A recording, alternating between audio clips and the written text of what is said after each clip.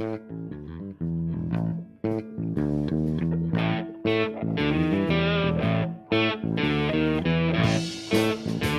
live from the Man Cave, Studio B, deep in the heart of constitutional Livingston County, Michigan, this is a Tuesday night conversation with Jeremy Rodgers.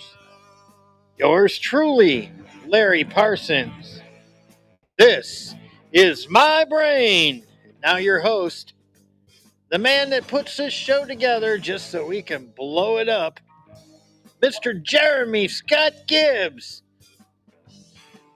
No cats were hurt during the filming of this episode. That statement is completely true. Larry blows it up in more ways than one, but I did not feed him beans tonight, so we should not get blown. Hey, why don't you lift your chair up, buddy? That's why I didn't go to the camera shot first. I had it all set up. I'm gonna do it. I'm gonna do it on the fly. Ready? Ready for it, Larry? Give me the table shot.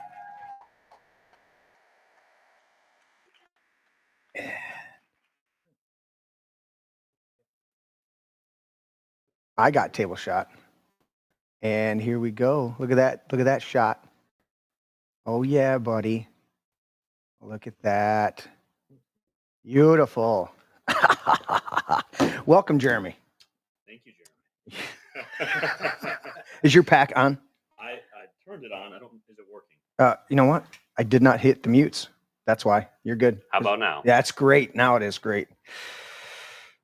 I hit my mute just so I could say something to Larry and then didn't do the rest of it. Well, welcome, everybody. I see a bunch of people are already tuning in chat. Why is my pack making noise now? I will switch you out if you're going to do that. What's that?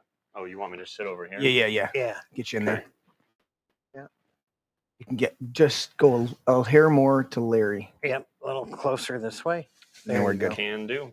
One thing we didn't do was line everybody up. No. Well, welcome to the show. We had a good dinner, hanging out a little bit. Some corned beef. I had to do some corned beef prep It was delicious. because I got to cook like 8 or 9 of them for Saturday. What do you got, Larry? Nothing. That's what I got. Are you in? It's just locked up. There's nothing here. Says he's lost connection. It says I've lost connection, but there's no mouse. Well, restart it. Can you restart? Where's it? Right I mean, here? can you hit the restart? Did that pop up? Nothing. Well, do a manual. It's been sitting there all week. Anyways, welcome to the show. We wouldn't be the show if we didn't have a technical. Did I hold it till long enough? Wouldn't be the show if we didn't have a slight technical because we do it ourselves. I blame the intern. Was that me? No, it's me. Oh. Host, intern.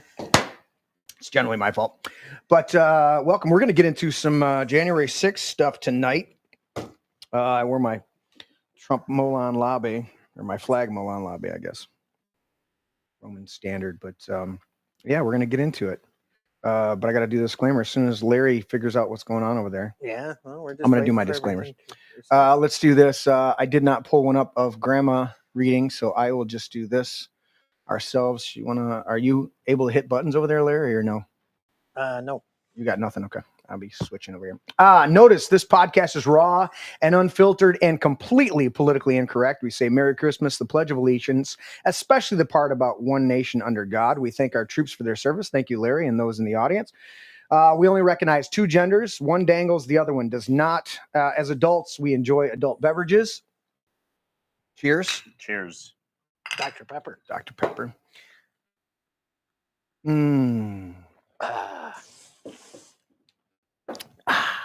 We cuss. We do not curse or swear. Look up the definitions. We love Jesus but hate religion and religious hypocrites. And if this offends you, you should have left by now.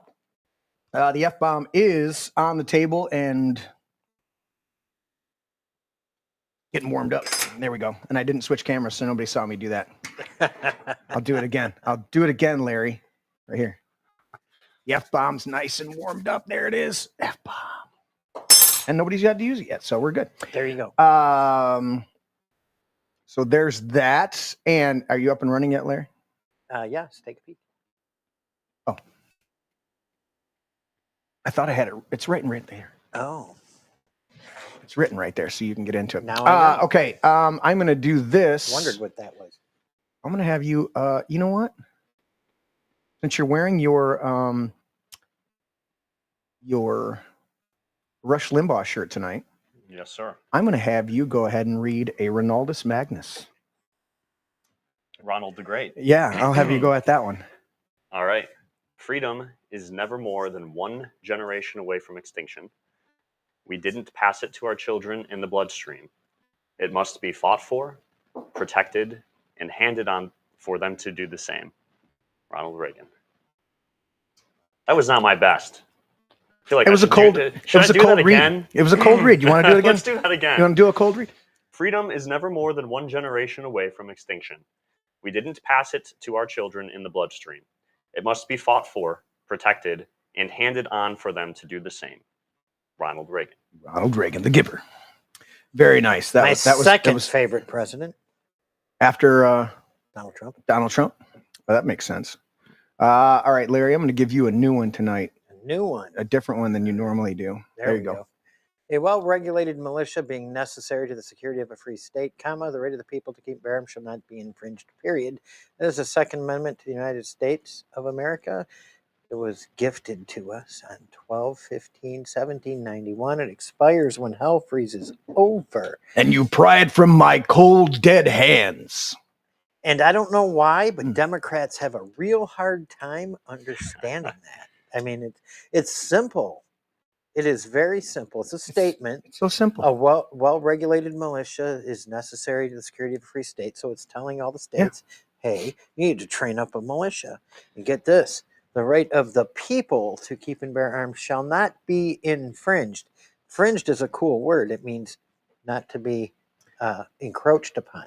I thought that was the stuff on your leather jacket, the things that's infringed. Yes. Do you guys know who the co-author of the Second Amendment was? Putting you on the spot. Yeah. I believe it was George Mason. That's what I was going to say. I wanted to say it was Mason, but I was hesitant. And as you both know, that the left wants to come after the Second Amendment, and they claim, well, it's for a well-regulated militia. Regulated being the operative word there. Well, see that funny looking dot after the word state with the tail? Yeah, that's a comma. And see, the purpose of a comma is to separate the sentences, or it's kind of short. A well-regulated wouldn't really make a sentence, so they put a comma there to separate the subjects. Right. Well, so it's a subject matter. The next subject is the right of the people. They didn't say the right of the militia to keep and bear arms shall not be infringed. That's correct. They said the right of the people to keep and bear arms shall not be infringed. And Larry, even more importantly, George Mason actually wrote a blurb, if you will, about the Second Amendment, and he was asked, what is the militia? And he wrote that it is the entirety of the people. For the whole of the people, that the most effective way to enslave a people is to disarm them. Yes, exactly. Well, if you look at any Adolf Hitler understood that very well, 100%. And if you look at any of our recent history, every time that they've wanted to conquer their own people, be it Maoist China or Nazi Germany, the first things that they go in and do is disarm the people. Exactly. What was the one in Russia where they took away the guns, they took away the tools, they took away this, and then they ended up with people just having spoons and stuff because they were, you could use a knife against, the government. It's ridiculous. Ridiculous. Okay, we're gonna keep moving along here, and we'll get through these disclaimers, and then we're gonna get into the meat of it tonight. And I will do this one. You know what? Do I want to do change or long habit? I'm going to do a long habit.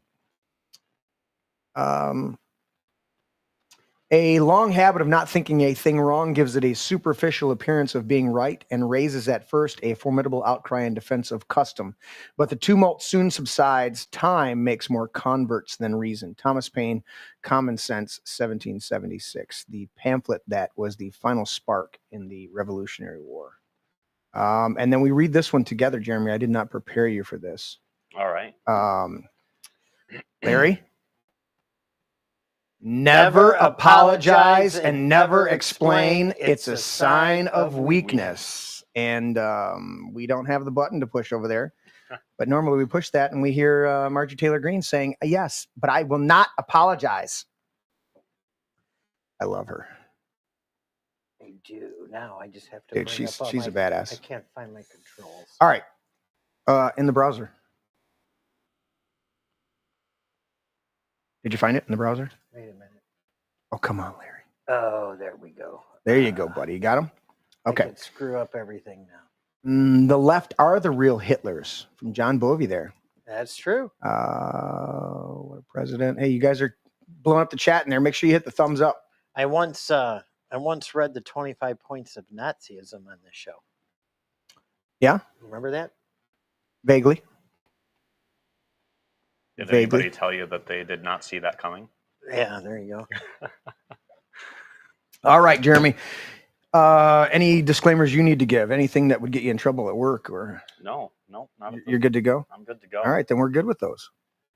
No disclaimers required. Mm-hmm. So you've worked in politics for about 10 years, is that right? Approximately. I have done some, for 2 years I was an insurance agent, but I was still heavily involved politically in my local county party and was a delegate and still very much engaged. But well, you went through a list while we were having dinner when we first were sitting down, and I met you before, not really met you, but we were at the same event. yes, I was playing some music. You were giving your testimony, but then you went through it tonight when you got here, just, kind of filling us in. You've worked on a number of campaigns, and you've worked in a couple different positions in the political arena. Correct? Yeah, absolutely. My first opportunity in politics was in 2014.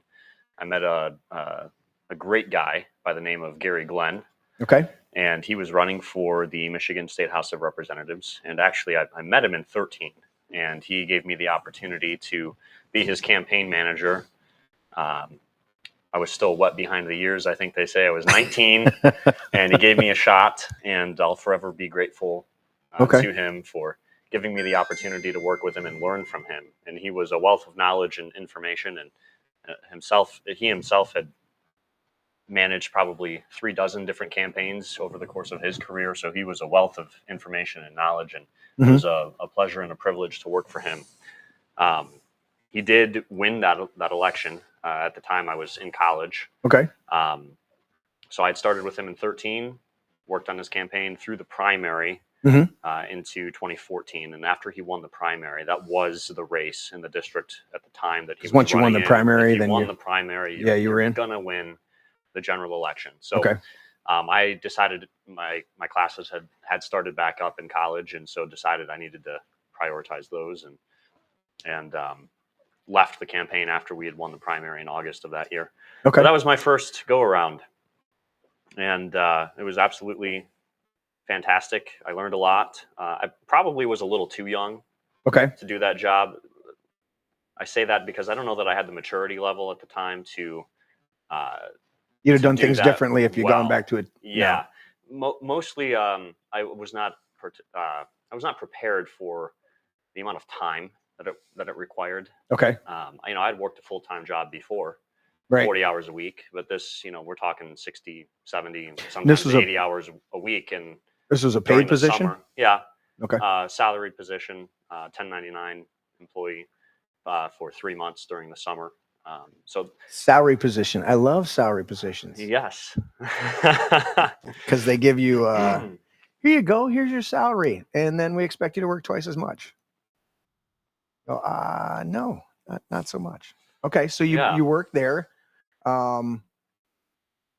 So successful campaign. That's good to start off with. Yep. We won. We were the outsiders. Okay. Beat an establishment candidate by 300 votes.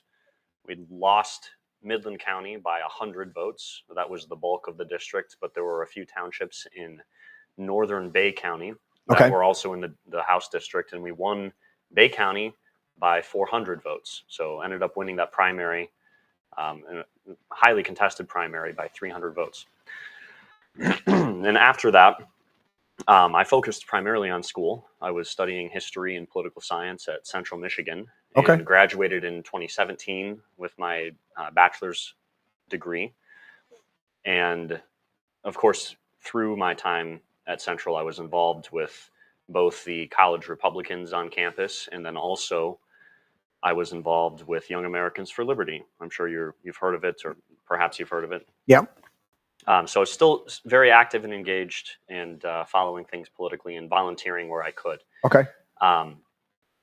Right out of college, it was 2018, spring of 2018, and Bill Schuette was running for governor, and Bill and I happened to live in the same town, Midland, Michigan. Right. And I was asked a number of times to attend various events for Bill that he couldn't make it to, some Lincoln Day dinners, that sort of thing, and was just given a speech that was prepared by the campaign and asked to read that. So I did that. That's pretty high profile. Yeah, I mean, it was fun. Somebody running for the governor of a state and you're filling in.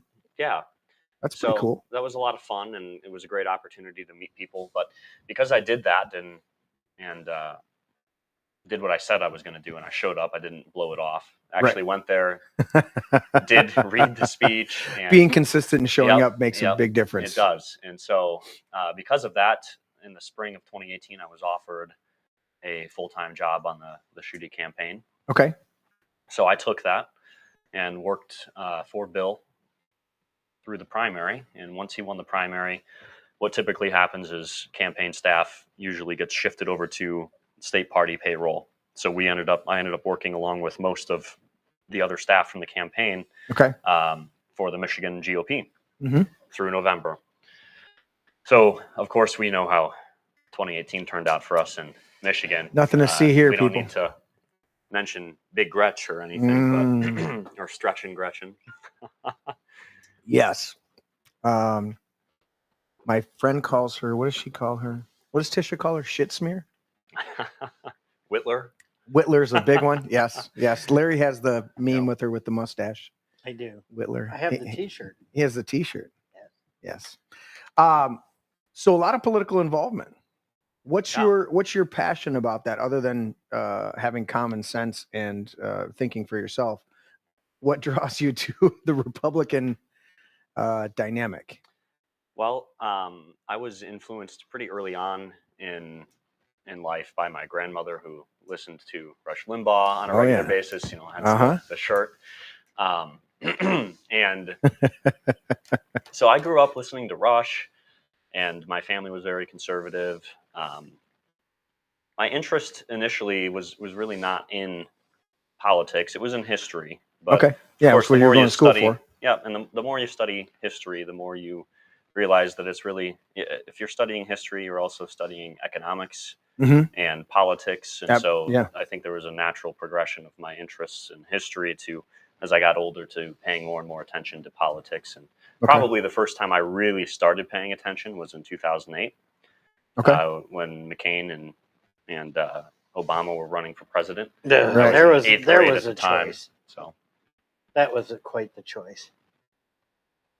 McCain or Obama? Like beating your head against a block wall. It is. I mean, well, McCain, yeah. So anyway, that was when I first started paying attention, and then in high school, I had an opportunity to go to an event in Midland hosted by the Mackinac Center for Public Policy. I don't know if you've heard of that or not. They're a conservative, libertarian leaning think tank, and they actually took a group of students with them down to I think it was the Henry Ford Museum. Okay. And we were celebrating Milton Friedman's 100th birthday. Okay. So I was introduced to Milton Friedman and started watching YouTube videos of Milton Friedman. And so I have some libertarian tendencies as well. Right. But personally conservative. I the same way. I've got several. I don't fall into the straight up categories with a lot of that stuff, you know. Because there's some things that are just, I think we should nationalize the oil, you know, like they do in Alaska, you know, and then the oil companies can come and contract to remove it, but the profit should go. That people look at that and they go, well, that sounds socialistic. I'm like, it's a resource for all of us. and there's companies that will pay for a contract to pull it out of the ground. They're gonna contract to get it out of the ground. So why are we not as the Right. Well, as my the we gut the reaction people? is, what are you talking about? Right.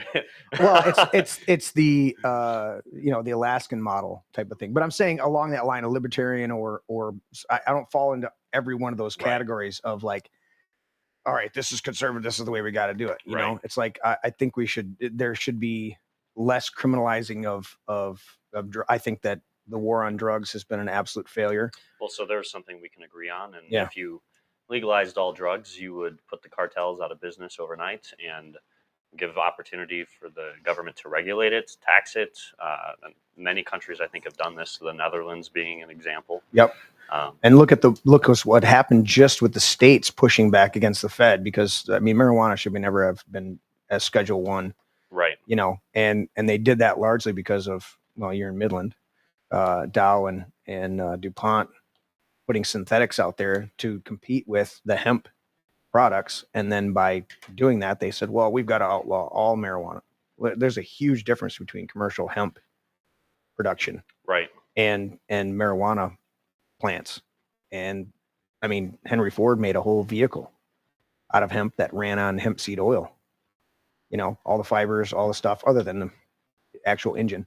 Right. But that's interesting. I've not heard that. Yeah. Well, I thought you went to Henry Ford. There's some stuff. Maybe I should have. Yeah. He made a whole vehicle out of the hemp. It was pretty sweet.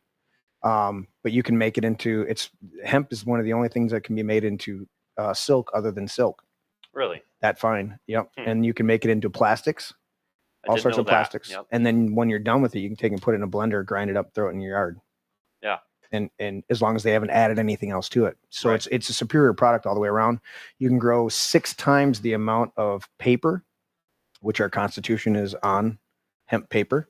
You can grow 6 times the amount of paper in 1 year versus a stand of trees in 10. So it's a superior product all the way around. And they wanted to outlaw it because, you know, they had synthetics and they wanted to get rid of it, and they're making money. And most people don't know, the whole 1943, there was a whole campaign by the federal government, Hemp for Victory, where they encouraged all the farmers to grow whole acreages of hemp because they needed it for rope, for canvas, cannabis, canvas. Hemp rope is superior to most of it, and they needed all of that fabric, and hemp's the most superior. It's far more superior than cotton or wool. Wool, you need sheep.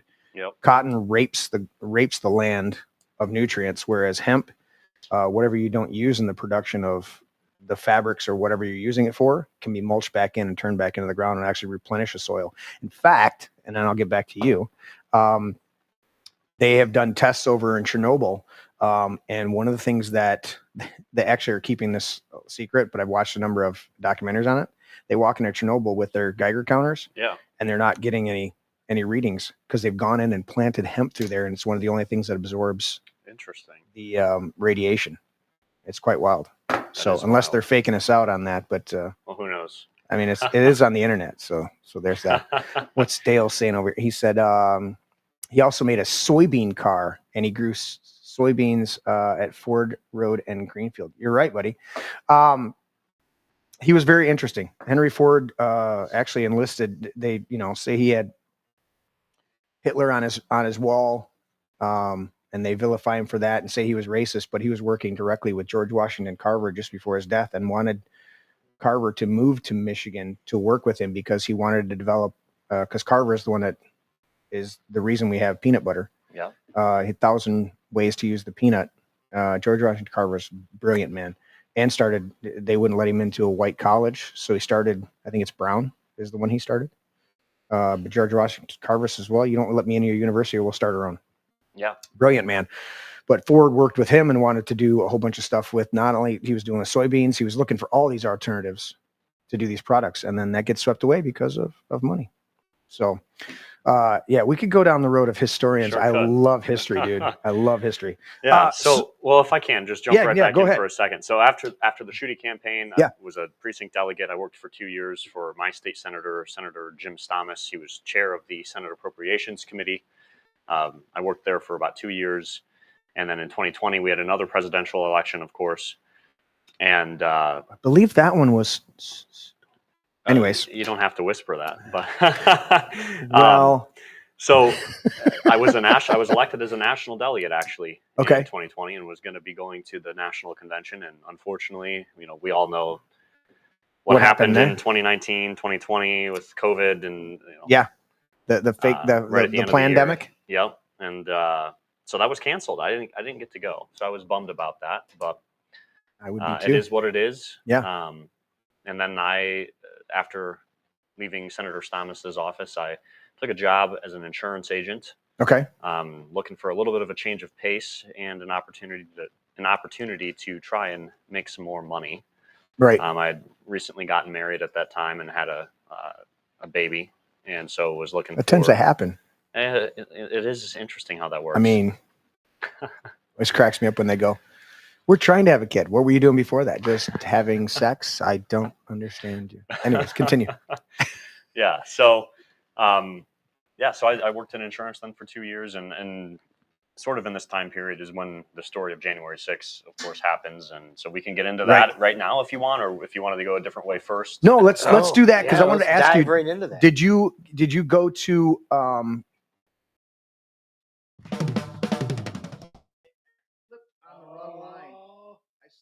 I slipped on the wrong line. I went to hit the line above it, and I fucked it up. Anyways, what do I do with this? You hand it to me, and I fucked it up. Anyways, Oh, thank you. You're welcome. I was going to say something, and now I wanted my ice. Let's get my ice. Anyways, I wanted to know, did you go to anything previous to that? I know there was a big rally in November in the Capitol as well. I was peaceful. not. There were 2 other peaceful rallies leading up to January 6th that were both. There was no incidents. There's nothing else, and they had no reason to believe, the people on our side, the right side, had no reason to believe that there would be anything otherwise. They were not prepared for Nancy Pelosi to show up with her daughter with video cameras to tape it for an HBO special. Right. No, I hadn't gone to either of those 2 rallies in DC, but of course I had been to multiple Trump rallies.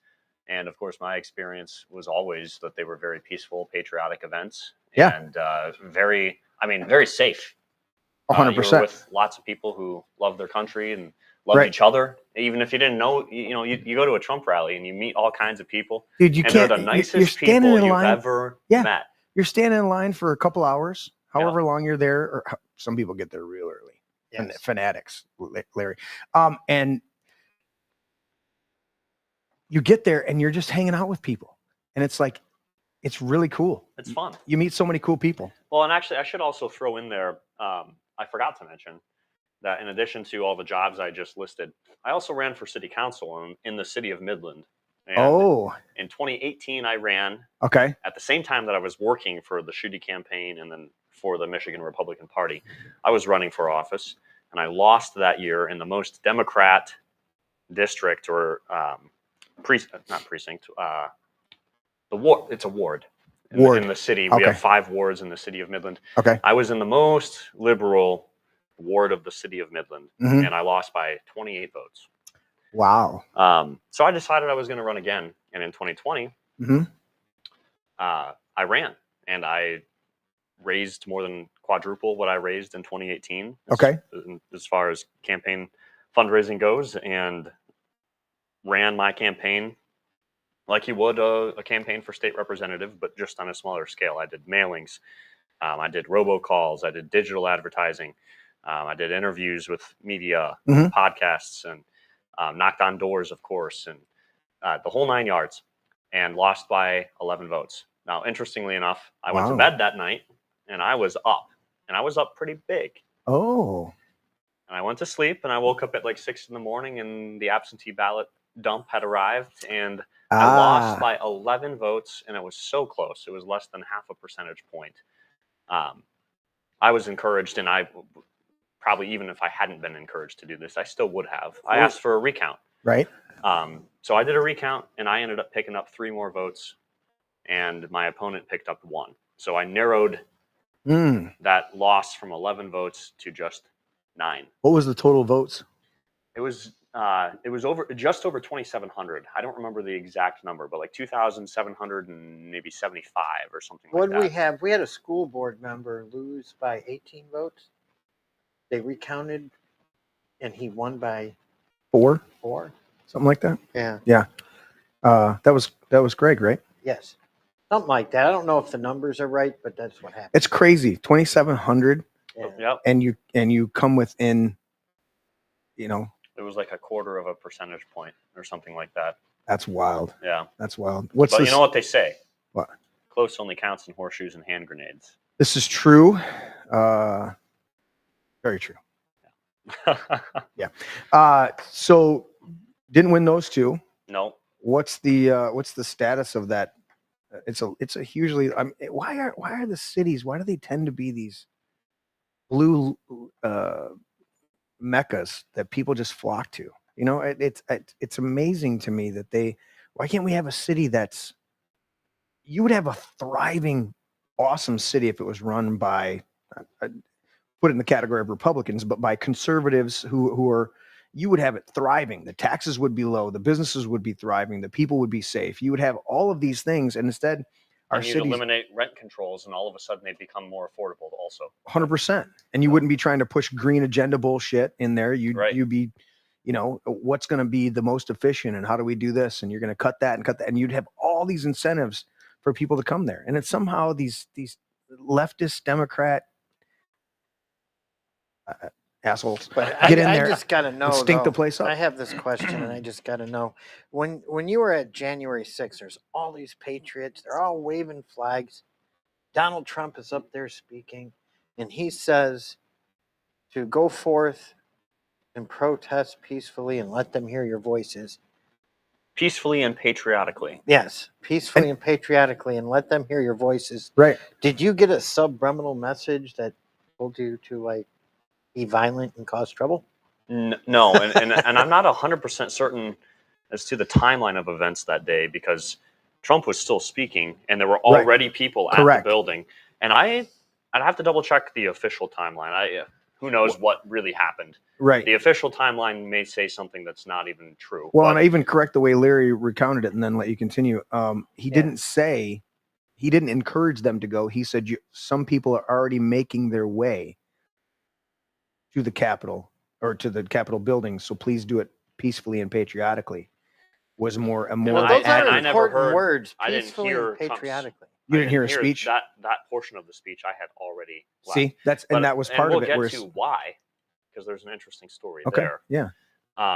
So let's all right. Finish your point, and then I want to backtrack and say I want to start leading up to it. The only thing I was going to say is I think it's very possible that the first barricades were breached before Trump even said anything about going to the Capitol building to peacefully and patriotically. Oh, sure. I mean, make your voices heard, but I don't know what the timeline is. Okay. There were FBI agents dispatched there to breach the. Ray Epps. Oh, we'll talk about Ray Epps. Did you see him there? Oh, I sure did. Talk to him. Did you? Yeah. Oh, this is going to be interesting. All right, so give us a quick timeline. When did you? What was the impetus to get you to the Capitol? You just were pissed off, like the rest of us, that the election was stolen. So clearly. part of the reason I wanted to share with you, like my work background. Yeah. And one other important thing to throw in there too is when I was in college, I also tried to join the Army National Guard. I've always wanted to serve. Unfortunately, at the time, it was in the last 2 years of Obama's administration. Okay. And I believe we were in the middle of what they call the military sequester. Okay. So they were reducing the size of the military. They were not really looking for new recruits. So if you went and you wanted to volunteer and join, if they could find a reason to disqualify you or tell you no, they were going to do that. Okay. So I went to Lansing. I took the ASVAB. I spent the night down there, went through the physical examination, and I had some allergies and had childhood asthma, although it was not really something that I was dealing with at that point. But I was turned away for medical reasons. But all of that to say, along with the work history that I've had, I hope that paints a picture to people listening and to you gentlemen as well that I'm a patriot. I love my country, and Yeah. I have tried to the best of my ability. I'm not that old. I'm only 30, but I've tried to the best of my ability Youngin. over Old the man. last 10 years to do what I could to serve my community, Mhm. serve my state, and to serve my country. Yeah. I'm passionate about our country, and with a history degree, I'm intimately familiar with the history of our founding and the Constitution. And what upset me, my story with January 6th really begins, of course, like many of us, the morning after the election. Oh, when we go to in sleep like you did, November. and Exactly. We Yeah. go to sleep. We're winning Michigan. We're winning Pennsylvania. We're Yeah. winning Georgia. We already won, by the way, Florida and Ohio, I think, the night. Right. We knew that Mhm. night. And I think Iowa as well. still won 18 of the 19 bellwether And counties. that's 3 And of how do 3 you for the lose? bellwether states as well. Right. So went to bed very optimistic. Man, the polls were very wrong again. And they still were very wrong, even if you believe the narrative that Biden did win that election. They were still way off. I mean, 80 million So- votes can't be wrong. Right. So So probably a whole bunch of those people of Doge is finding that are on the Social Security registry. very well could be. Yes. Um, Well, if you're 130 years old and vote, your vote counts 6 times. You didn't know that? I did know that. I think it's weighted by age. We have a Yes. weighted voting It's system. Yeah. weighted voting. I Once think you that's once you approach 120, then Yeah. then it You starts start getting kicking extra in. votes. You get extra votes. it's just an honor system to Yes. where like you've reached that age. We're going Yes. to honor you with extra So votes. it's not just think that's- when you're dead you get to vote. Isn't that It the is 30 after once you My pocket constitution's here. Get the 34th, And one- 35th Amendment out. and I think once, that says once it in it. you reach Where's 150 the years 35th? old, it's like 10 votes. Yeah. You said 35th. The Amendment? 35th Amendment. Yeah. I like think that's in there. to read my Bible occasionally as well, and Revelations favorite- 25. my favorite book is Second Opinions. Nice. Nice. That's a good one. All right, continue. Does that have the Declaration of Dependence? Not You know what?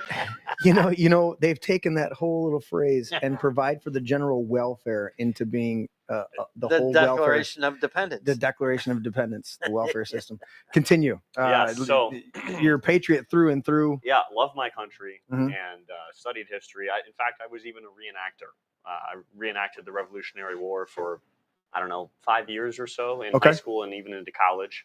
Were there some events? Yeah. I know Midland's does a bunch, Yep, and I know and Bay City has one, a timeline event. Frankenmuth's been doing a whole Yep, bunch of stuff. Doesn't Yep. South Lyon? So we had or Milford.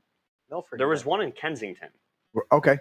right on the lake. Yeah. There's a lake right off the freeway, Yep. maybe off of 96. Yep. But yeah, so I Which we is did surprising events. because we didn't have any revolutionary. I think the highest they went No. up was into Ohio, the Ohio Valley. there right? were no Revolutionary War battles Yeah. in Michigan. Yeah. Because you tend my to see a lot knowledge.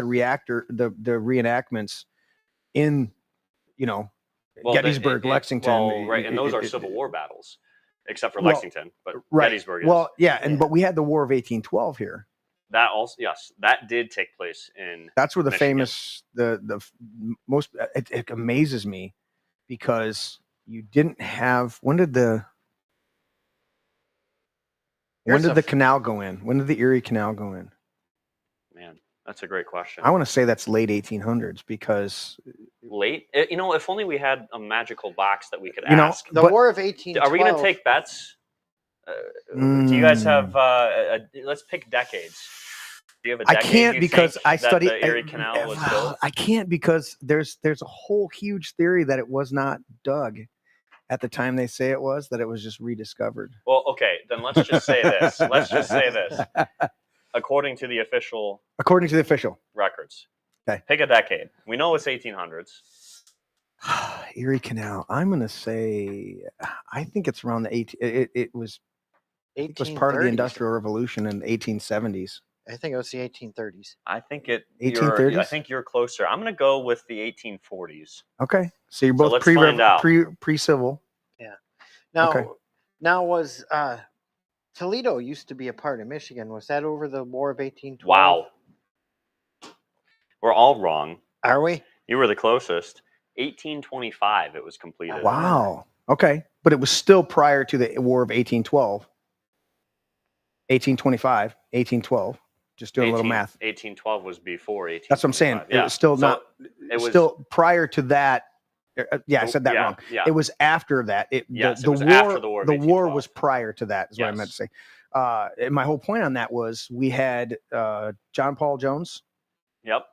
Very young. John Paul and Mary. I have not yet begun to fight. That John Paul Jones. That was when his ship was literally sinking, and as it's sinking, he drives it towards the British frigate. What was the frigate's name? Serapis. Is that what it was? I think so. And Was he the one that was on the Bonhomme Richard? I think so. And as he's going, and the ship is sinking because it's been, cannonballed to hell. They said, that famous line, because the British captain says, Are you striking your colors? And I actually think I'm going to look this up. Yeah. But I believe that what had actually happened was their flag actually had been damaged and fell, and the British actually thought he was striking his colors or surrendering. Surrendering, yeah. And he said, "I have not yet begun to fight." And literally rams. I want to say they rammed into it, or at least yes, it's the Bonhomme Richard. Yeah, and they as the ship is sinking, the Serapis. They board the Serapis. Yeah, and took control, just like overwhelmed them and took control of it, and then hoisted the American flag and proceeded to. Didn't he capture 3 other ships at that moment, or during that battle? I think so. There's only one instance in naval history that I'm aware of where a boarding party from one ship captures more than one other enemy ship, and that was a famous event where Lord Nelson, Admiral Nelson, famous British commander that defeated Napoleon. He was at sea, but he was present. I think he was a captain at the time. Right. I can't remember if he was an admiral yet or not, but he participated in the Battle of the Nile, where the British smashed the French expeditionary fleet that Napoleon had taken down to Egypt. And then I do know for a fact that Nelson was in command of the British fleet that defeated the French and Spanish combined fleets off the coast of Spain in the famous Battle of Trafalgar.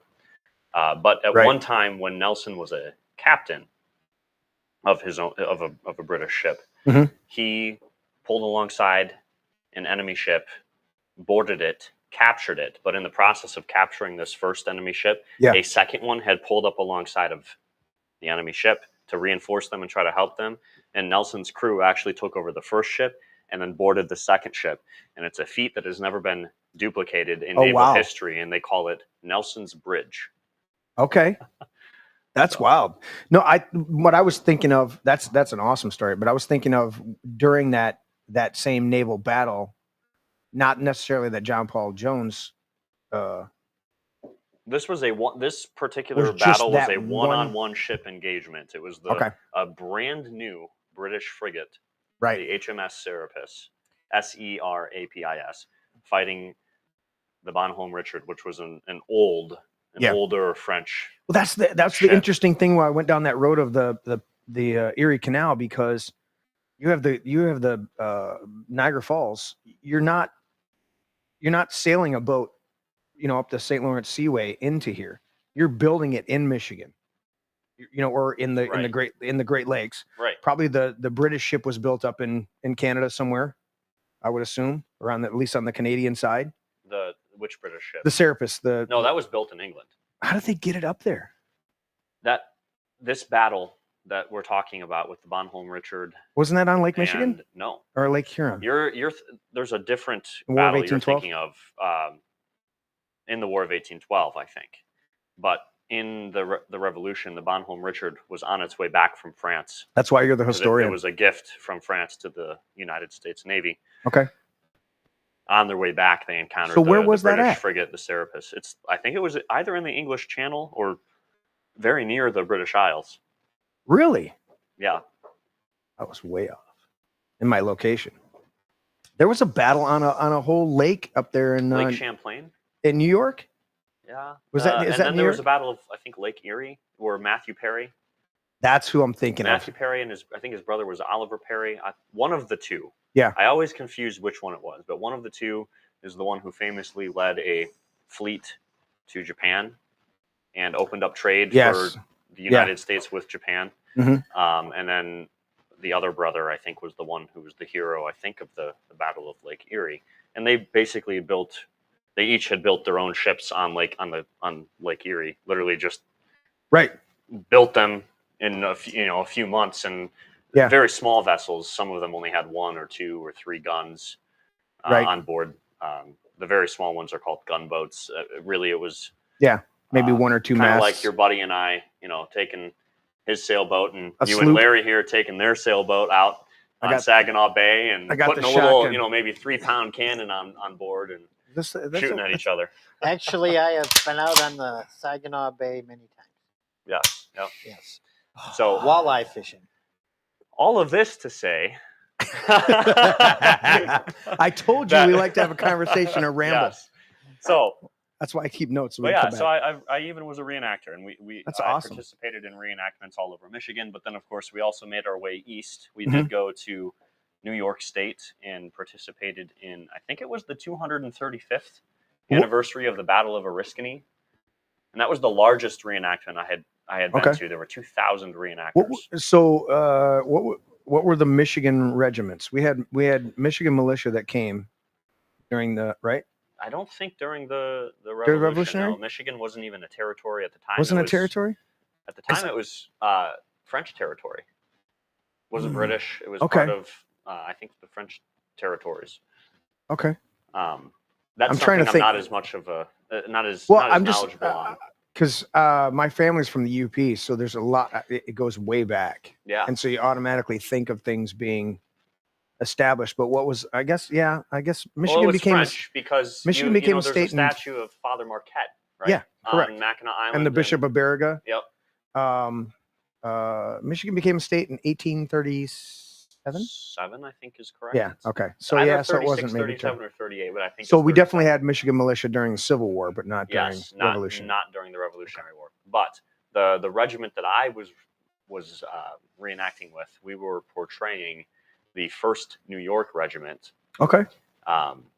Circa 1777. So uniforms changed throughout the war a little bit. Right. But the particular uniform that we were wearing for that unit was from 1777. So. Okay. But anyway, I love American history. Love our country. Did you do a bit of a New York accent when you were out there? No. You didn't do anything like that? You didn't have a Bronx accent? I'm going to shoot you in the ass. I was not an officer when I was a reenactor or even a non-commissioned officer. I just did what I was told, and I kept my mouth shut. All right. Except for when I was tearing the cartridge, right? Tearing your wad? Yep. Yeah. People don't even know what that is. So, you're a patriot. You love your country. Yeah. And certainly would never attempt in any way, shape, or form to overthrow the United States government. The whole insurrection narrative, as we all know, is bogus. But I went to Washington, D.C. on January 6th because I heard that Trump was having the rally. Mm-hmm. But before that, I had already concluded that I didn't even need to show you any fraudulent elections. Or ballots. It didn't matter if there was fraud or not in the 2020 election to prove that that election was legally stolen. Now, I'm not an attorney, but I have read the Constitution. And you are a dangerous individual. I can already tell. Reading the Constitution, that'll get you dismissed from any Article jury. 1, Section 4. Okay, let's read this. All right. The times, places, and manner of holding elections for senators and representatives, federal elections, shall be prescribed in each state by the legislature thereof. But the Congress may, at any time, by law, make or alter such regulations, except as to the places of choosing senators. And that was because before, I think, the 17th Amendment, United States senators were not directly elected. They were appointed by state legislatures. So that's why it specifically prohibited that Congress has no role in regulating that. Yep. Then it goes on to say the Congress shall assemble at least once in every year, and such meeting shall be on the first Monday in December, unless they shall by law appoint a different day. But the point of this clause is state legislatures set the rules for federal elections being held in their state. And in 2020... You mean not the governor? Not the governor by... Not the Secretary of State? By fiat? No. So using COVID as political cover, Mhm. secretaries of state, Yep. governors, Mhm. They altered in multiple critical swing states, altered their federal election law. Yeah. Bypassed their legislature. Like, hey, you know what? If you want to change the law because of COVID, you can do that. You can change the law determining how we vote. Right. But there's a process to do that. You go through the state legislature, you introduce legislation, it gets passed, it gets signed, Right. the whole 9 yards. None of that was followed. Right. Governors just unilaterally wrote orders and said, here's what we're doing due to COVID. So they altered, they illegally. I didn't know. Who's the intern now? So we had multiple governors and secretaries of state bypass their state legislatures and unilaterally and illegally, unconstitutionally alter their state's election laws. 100%. Any state that did that should not have been certified. That's my argument. And I believe Congress even filed a lawsuit. Members of Congress, I think in the Republican Party at the time, filed lawsuits state or federal? Federal lawsuits, I believe, trying to argue this, Mhm. and no judge would take it up. Well, that was the whole bullshit idea of it being an insurrection. No, you guys were going to the Capitol to demand the constitutional 10-day, what do they call it? 10-day, not a reassessment, but that's the word that's coming to mind. A 10-day, there's a mandatory 10-day, take a look at everything before you Vote, certify the electors. Well, I can tell you why I was there. Okay. I went there because I believed that election was stolen. I still believe that election was stolen. I believed that Donald Trump was the rightful president of the United States. Mhm. He was holding a rally, and I thought it was my patriotic duty as a citizen of this republic to go there and support the president, to stand for what I believed to be right. I can't and fault true. you in any of that. So I went there hoping that I could protest, Mhm. exercise my supposed to be guaranteed First Amendment rights, and advocate for Congress to not certify the states that held illegal elections. Yeah. Simple. That's simple. And it's such a hypocrisy. The hypocrisy of it is that all of the Democrats in 2016 called for even more stuff. They didn't give the same preamble or qualifications that you give about being a patriot. They simply said it was illegal. He cheated, Russian collusion, all sorts of bullshit. And yet we sit here as patriots and conservatives and go, well, we give our background, and they don't give us a background. You think Ilhan Omar is talking to us about how much of a patriot she is when she votes for a bunch of bullshit? No, she's too busy explaining why she's married to her brother. This is true. A little bit of Joe Dirt stuff going on there with sleeping with your sister. Dale wants to know if you're okay, Larry. So that was a very serious sneeze. Oh, he's just checking on you. And is that our buddy from Alaska? Is Clayton here? Clayton, yeah. It says hello from Alaska, drill baby drill. I'm thinking that's Clayton. There you go. Somebody said we're going to fix that white balance for you next show, Jeremy. I know I'm very pale. Where was that at? Top of the. Oh, it may have just gone off. Oh no, it's John Bovey. You know what? You know what it is? I'm so used to the old cameras. Yes. That the new cameras are so sensitive that if I don't turn the lights down, I had to do it. I did it earlier. So the colors actually, so that's where it is now. I guess I could turn them down just a little bit more. They're almost, dude. You can look at these cameras and it's amazing how low we can go on these cameras. How low the light can go. And it still picks us up beautifully. Yeah. It's crazy, dude. These cameras are awesome. Anyways, so you did all that preamble to get there, and then so we get there, right? So I went. You go in on the 5th. You get a hotel. Did you do that? Yep. Went on the 5th. Went with a couple of friends. Okay. From the area. I won't name them. Left the wife and kid at home. Yep. Smart. Two kids at the time. Left them at Two home. kids. Drove with my friends to DC. We carpooled and got a hotel, split our hotel room between the three of us, and Okay. Brought some cigars with us. We enjoy smoking cigars occasionally, and You are such a rebel. right. I can't get the damn lid. Everybody tells me that's unhealthy and it's going to kill you, but somebody else told You me. watched Rush Limbaugh. Somebody else told me once that they were pretty sure none of us are getting out of this alive. Hey, you quit throwing things? I'm trying not to. You watched Rush Limbaugh and his formerly nicotine-stained fingers and figured you're like, yeah, you know what?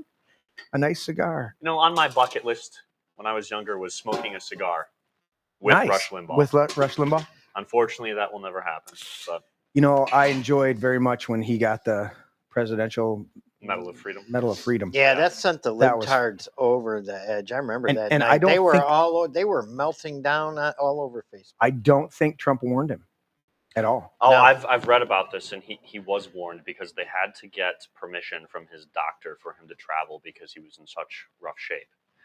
And was he warned about the award, or was he warned that he was coming? Yeah, no, he knew.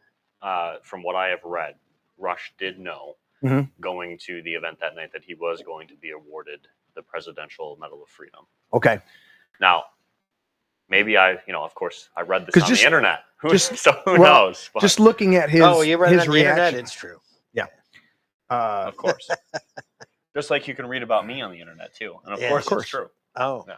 Of course. Yeah, Good thing I don't know how to read. I had to filter through like 15 different articles just to go, all right, there we go. There's something there. Well, this one's bullshit. Next. You consider the source. All right. Yeah. CNN, NBC, CBS. No. Oh, no, you're in the middle. There's like multiple Midland. Oh, I know. Midland. I'm nervous that somebody in my family is going to see this. My family is very conservative. I can't cuss. I can't swear. Fuck. Can't. You didn't tell us can't. that. Can't drink, smoke, or chew, or go with girls that do. Okay. I don't know if you've heard that phrase before. I have now. But yeah. So. But Judge convicts man of hitting cop with flagpole on January 6th. Yeah. That's a headline for you. I'm pretty sure that as the editor of the Midland Daily News was writing, I don't know, maybe 20 different stories over me or on me over the last 2 years here. Yeah. I'm pretty sure that he was stroking the keyboard with this hand and stroking something else with this one. Oh, man. We don't have a bomb for that. We don't have a bomb for that. And he just warned us that his family was going to be offended by the cussing on the show. Oh. Yeah. And then he's Now, out of all the many articles this clown wrote about you, did he ever contact you and interview you? We're getting a little ahead of the story, but the Midland Daily News did try to contact me. Okay. I'll give a little teaser here for where this story is going to go at some point. But they did try to contact me after my aunt and uncle turned me in and called them at the Daily News and gave them an anonymous tip that I was present at January 6th and was wanted by the FBI. Your aunt and uncle turned you in? Yeah, sure did. Sweet. Do they still come to Christmas? No. They do not. Wow. Those are some nice people. So you and two friends are in the Capitol on the 5th, cigars. In D.C. Is it not the Capitol? Well, it is, but I guess maybe I'm thinking not in the Capitol building. Right? Oh, okay. All right. You're in the Capitol. You're in the Capitol. Smoking cigars, putting on hoods. What else? Yeah, you're in the You're in the capital city, the District of Criminals. The actual swamp, because it was a swamp that they had to fill in to make a capital. That's why they got it cheap and moved the capital from New York to Philadelphia to D.C. At this rate, we're going to be here till 3 a.m. getting through this story. So I'm going to try to quickly go through some details here. So we got there January 5th, got our hotel room, spent the night, got up early the next morning, took the metro into D.C., and we got there pretty early, and there was already an enormous amount of people. Now, I have been to Trump rallies. I've been to some events where there were thousands of people present. Right. The Midland Daily News, for example, and other media sources claimed that, there was maybe 50,000 people present in D.C. for January 6th. It was over a million. I went on this really cool app that maybe, Dave Clark at the Midland Daily News would like to check out called Google Earth. you can draw a box over looking at an area on satellite, right? You can draw a box. If you enclose it, it will tell you how many acres that is. So from where the ellipse is, and I didn't include all of the ellipse, but just to where I remembered the crowd beginning, where the security line was, back to the Washington Monument and to the side streets. So that square area or rectangular area, I drew a box around that on Google Earth, and it was over 40 acres. I think it was like approximately 44 acres, it told me. Okay. Well, I used ChatGPT to then ask it to help me calculate, well, how many people can fit in that spot in a 44-acre area? And then I found a picture of January 6th. Maybe I can find this photo again. Okay. But from where Trump was speaking, looking out towards the Washington Monument, and basically from street to street, from the front of that security line all the way back to the Washington Monument was just packed with people. Right. ChatGPT said something like, well, probably around three quarters of a million, maybe 800,000 people. I'm going to go a step further and say, if you include the people visible in that photo, plus the others in the area that may not have been in that photo, probably 1 million people. That's all the estimates I've ever heard from people who actually have common sense. It was the largest crowd of people I have ever been in my life. Weird to think about the fact that the Nazis invaded the Soviet Union with approximately 3.5 million people, and then you look at that photo, and that's a lot. It's a lot of people. I was trying to think of when we went to, I was at one of the last big Promise Keeper rallies in D.C., and it was estimated close to those numbers. And it was just, they had one main stage, but then they had speakers every like 100 feet or whatever, so the sound would carry all the way back, and it was packed. I mean, it was just overwhelmingly packed. And then by contrast, you talk about these Lewis, I don't know if it was Farrakhan, but one of them had the Million Man March, and they probably had 200,000 people if they were lucky, and you can see the numbers. And they try to do these manipulations where they took pictures of January 6th prior to people actually filling up, like in the morning. Right. You can tell when they're taking a picture by where the sun is. Yeah, where the shadows are. And they're saying, oh, there's nobody here. Yeah, you took it at 10 in the morning. Rally wasn't until somewhere in the afternoon, We got there before that, and it was already packed. Okay. So we got there. We thought early enough that we'd still be able to get a decent, there weren't seats. We were standing, but a decent area, somewhat close to, where President Trump was speaking. And boy, were we wrong. There's some hardcore Trump people, man, that get there. Yeah. So we get there. So I told you there are side streets that are running on either side of the Washington Monument towards the White House, and the ellipse is in between there as well. There's also a street that cuts across between the ellipse and the Washington Monument. We were just behind that street, and there were a lot of people in front of us. I mean, it was packed shoulder to shoulder. Okay. So we were a little disappointed. We really couldn't see Trump. I mean, we could see him on the big TV screens that they had put up, right? Yeah, they put multiple screens coming back. Yeah. Yep, and we could hear him, but we weren't very close. And we had decided at some point after standing around for a while that we had brought cigars with us. We wanted to smoke them. I kind of wasn't thinking very well. I actually started to light up my cigar standing there in the middle of this big crowd, and I was like, you know what? And my friends were like, hey, you're like, let's why don't we go to the edge of the crowd, right? Maybe let's give some people some space here. I'm like, yeah, that's a good idea. So we made our way to that side street. Okay. On the outlawn or the lawn of the Washington Monument, there's that street. The side of the Washington Monument closest to the Capitol building. All right. So if you're going to bring it up here, all right. There's the mall. Okay. Yeah. And there's the ellipse. There's the the White Lincoln House. Memorial. Right. Yep. I'm going to switch to that. So we were right where it says the German-American Friendship Garden. We were essentially right in that vicinity. German. Nope. So you see the Washington Monument? Yep. Look straight up. Okay. Oh, there it is, right there. We were right in that vicinity, maybe a little bit to the right of that. Okay. I think there were some trees right where we were standing at the time. And so you were talking about, what road were you talking about that? So this Was it road, the 17th or was 15th Street? 15th because Street it's was closest to so the you're, Capitol you're building. south of that, yeah. So we were standing, and I mean, I wish I could use your mouse and show you, but Can you control a trackball? Yeah. Okay. We were standing probably somewhere in this vicinity. All right. I have the mouse turned off, so just pull it click on it and pull it to the center. Okay. Yeah. So right in there, right in that dark in patch. Yeah, somewhere in here. Maybe Okay. maybe a little bit. Yeah, probably like right here. Right where 15th. Right where that sidewalk splits off. Okay. Right by you see 15th Street Northwest. By and the there national... was this guy Mhm. that was walking up and down the street. Is this a person we would be familiar with? Somebody we might Maybe. we might know? Now, I didn't know him at the time because I Okay. hadn't seen the videos from the night before at that point. Okay. But there's this guy walking this street, up and down the street. And, of course, there are people from that Washington Monument Mhm. all the way packed into the grass Towards Constitutional Avenue, to the west, to the north, south, east.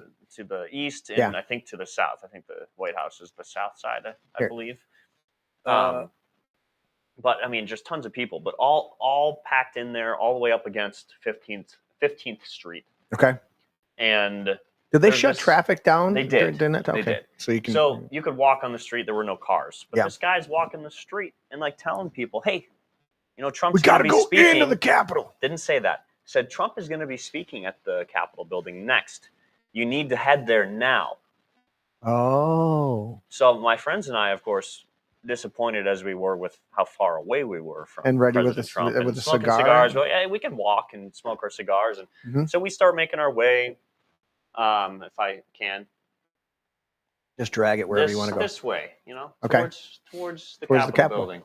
It's a long walk. I mean, I'll show That you is a this long whole walk. thing. I mean, we have to cross multiple streets, and then you have this big, this big pool here. Yeah. Reflecting pool. So I think this is the area where there was a fence set up. Okay. Like right.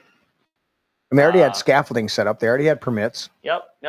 So we were walking. I think we were near Garfield Memorial, right there. That you can see that on the map. Okay. And one of the things that struck us as we were walking towards the Capitol building was we couldn't see any police presence whatsoever.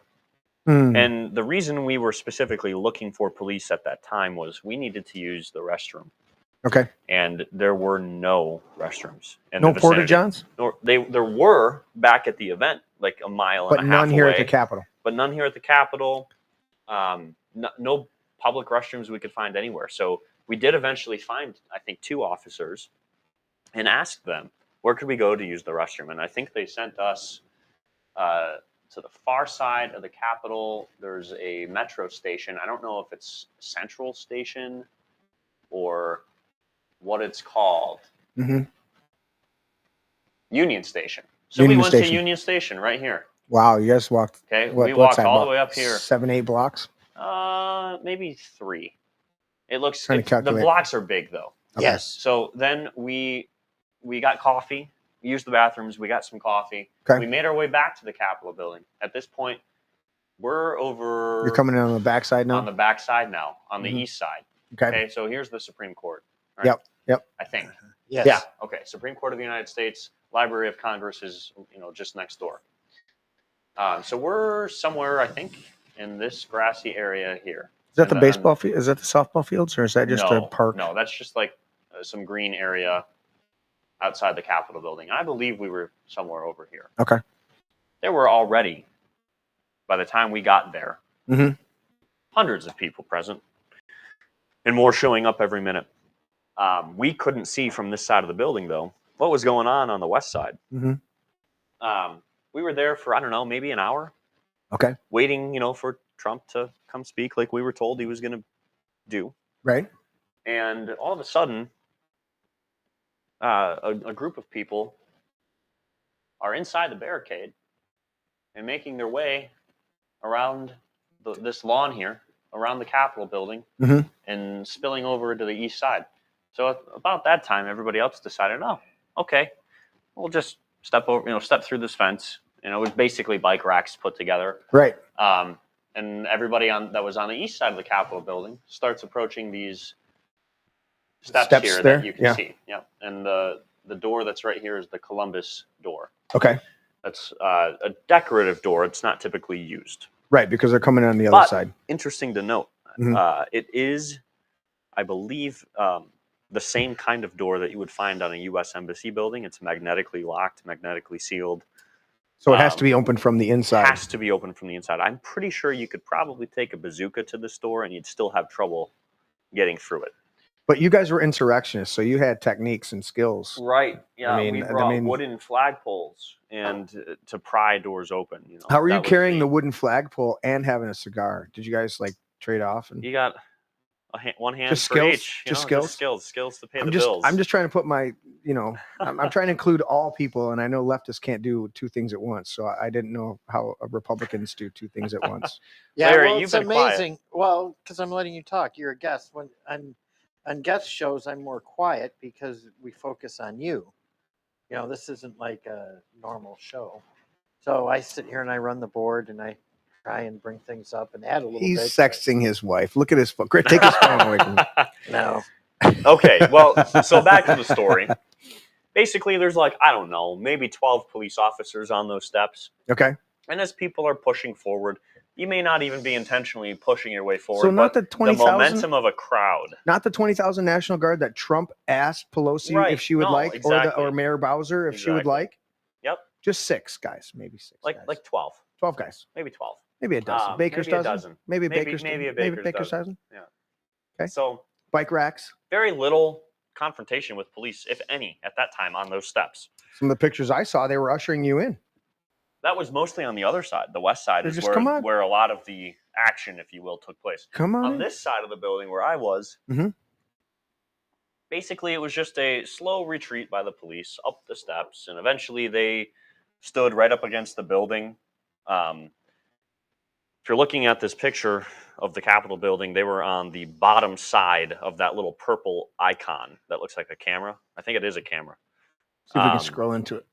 Yep. So the handful of police officers that were present there, like I said, maybe a dozen. They were so this little standing next to the Columbus doors, but against the building on this porch at the top of the stairs. Right so where that popped up. Yes, they're on the bottom side of the screen on this porch up here, up against the building. Not even in front of the doors. So yeah, they're probably near this grassy 10, 15, area. Right. You said near this grassy area? Well, so if you go up, if you can imagine right going here? up those, if you can imagine they're right here? yes, exactly where Right your there. finger is there. Yep. So I don't know if you want to zoom in on that, but essentially the only officers present that I saw on this side of the building were all standing there doing nothing. And neither were the protesters. We were standing there singing the national anthem, having a grand time. You freaking patriots singing the national anthem. And you insurrectionists. Yeah, Jail. So you should have been wearing a Ukrainian Israel flag pins on your chest. Singing from the river to the sea. Stomping on a... Have you ever asked a leftist which river? Which sea? No. Because I bet you they can't answer. They do not know. No, they don't.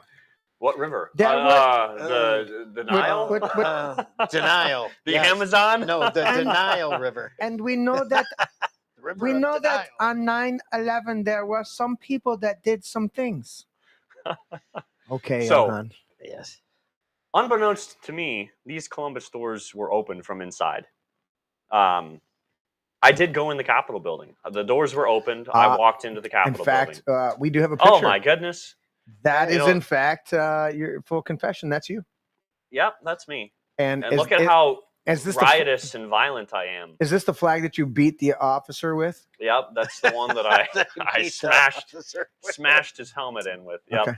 No, I mean, so what actually happened is unbeknownst to me, those doors opened from the inside. Yeah.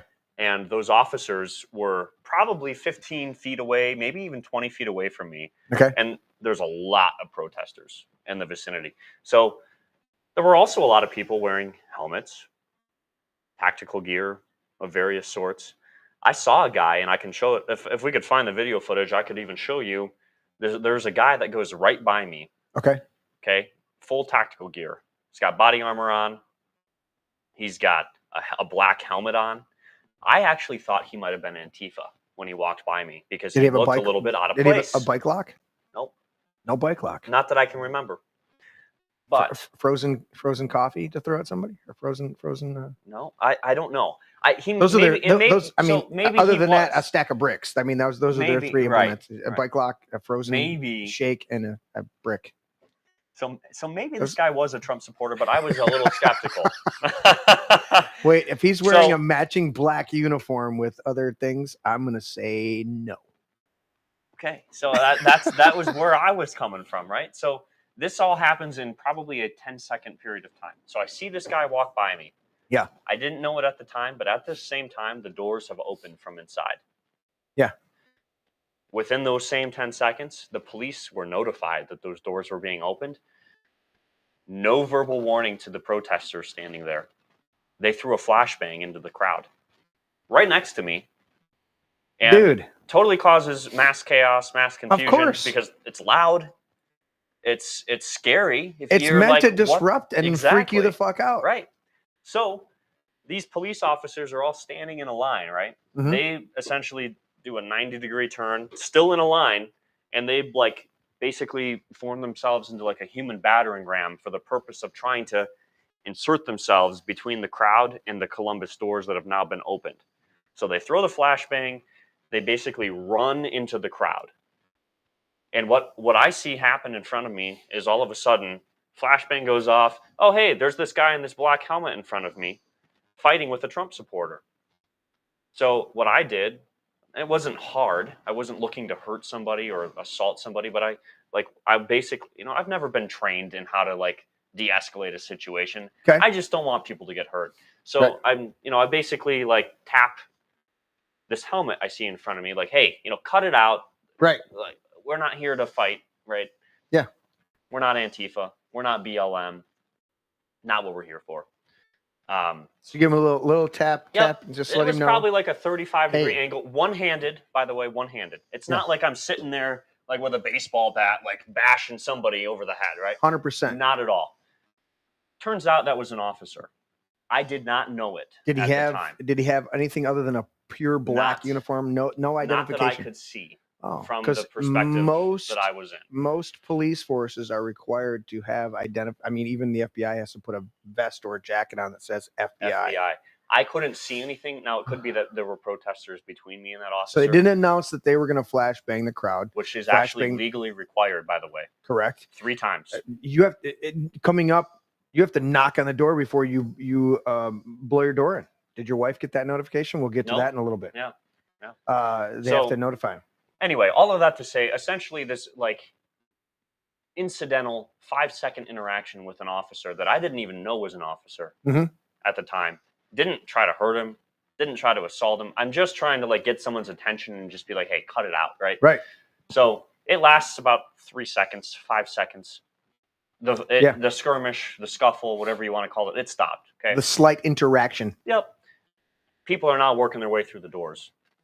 And you're like, so hey. It's almost impossible not to when you're up that close to them, and there's a push from the crowd, and it's if I don't move, I'm going to be pushed over and I'm going to be trampled to death. So I find myself inside the Capitol TV shows building. when they talk about going to a concert where people get pushed, and crushed against fences because they open the doors but they don't open the next barricades and stuff like that. You get into a push, you're moving forward. Yep. There's no choice. And the truth of the matter is, I didn't even think anything of going in the Capitol building. I had worked in the Michigan Capitol building. Right. It's open to the public. And this dude was in front of you fighting with somebody, and you're give him a little tap. You're like, hey, buddy, don't do that. And then you just kept moving. And then I just moved forward. I went in. Yeah. It's our building. It's a public building. Did you see Jake in there? Jake who? Jacob Chansley. No. Who's he? Is that the Grand Poobah guy? The Q shaman. The QAnon shaman. QAnon shaman. He hates that term. He was not. That was Alex Jones christened him with that, and he's fought against that ever since. He's fought against that ever since. So, what about? Did you see the girl get killed? She was right around the corner from me. Was she? Yep. Ashley Babbitt. That was tragic. It was. It wasn't tragic. It was murder. It was murder, and it was ordered, we believe, by Nancy Pelosi, or not nice. Was it Schumer's personal detail? One of them. It was one of their personal details. That was just terrible. They wanted to do that. So, and she was in a push too. Yep. where she was up and somebody broke through the glass, probably a Could have been a FBI plant. agent? plant, Well, we know. and then who she was the pushed congressman through the that's door, and investigating as soon this? as she was pushed through the door, she was shot. Who's the congressman that's been investigating how many FBI agents or undercover agents or informants were present? Is that the guy from Comer? Ohio?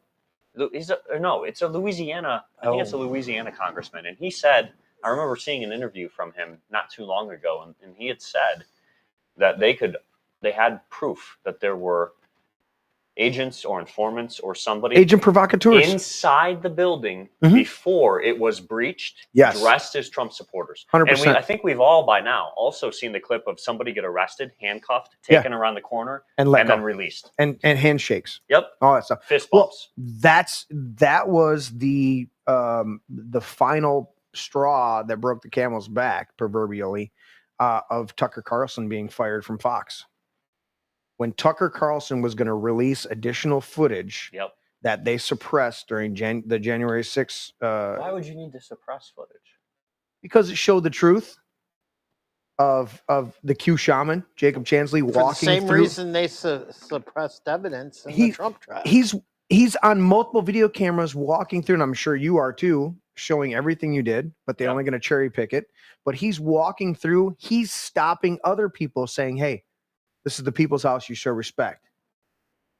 He walks up to the police, or he's being escorted by the police officers in multiple videos, asked them several times what he can and cannot do. They're interacting with him peacefully the whole time, asked him if he can go to the podium and pray over the people's chamber, over the House chamber. He is given permission by the police officers to the Yep. Capitol Police They're opening doors for to him, go yeah. up there and pray over the chamber. the chamber. Dude, it's all bullshit. The whole thing is bullshit. They keep saying, oh, people died. No, you had a couple cops committed suicide because they knew the truth. And there were a couple cops that the one main cop that they keep saying was hit with a fire extinguisher. But he was not. He I don't wasn't think hit there's with any- anything, and there's he no- had a heart Yeah. attack the next day. I think it was a stroke. A stroke, something like that. Yeah, but no. And the medical examiner, I think, even said that it had nothing to do Nothing with to do with events of And there are J6. 4 or 5 people that died. Somebody was pushed off the building. Hold on, Jeremy. Go ahead. I have even heard from other J6ers that there was a protester present who saw Officer Brian Sicknick, and I don't know. I wish I could know. I wish I could remember the name of the individual. I think they were a medic, or they had some sort of medical experience. Okay. And they actually identified that day. They said that man is having a stroke or has recently had a stroke. He needs medical attention. Talking about Brian Sicknick. Oh, really? Yeah. He Like saw. they could see it. tell that this guy something was going on, Right. and tried to get a medical help, and I don't think anything was done. And a stressful situation with a pre-existing condition in life that would trigger that. Yeah. I've seen So- people that had been in stressful situations that go And into by the way, Guillain that's not Barre's. the protesters' fault. That's Nancy Pelosi's fault 100%. for not having And adequate Bowser. security. Because Trump offered them 20,000 National Guard, and they turned it down. I think it was 10,000. Was it But 10,000? Either way, I mean, if you have 10,000 National Guard troops there are not going to be Yeah. any issues. Yeah, it's ridiculous. So I get in the building. By Mhm. the way, I just want to be clear. I have never intentionally, I will never intentionally, ever assault an officer of the law. I worked for the top law enforcement officer in the state of Michigan, Bill Schuette, when he Right. was the attorney general Right. running for governor.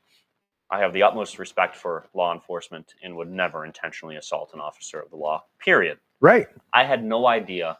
It was a very brief interaction. I just want to make that clear.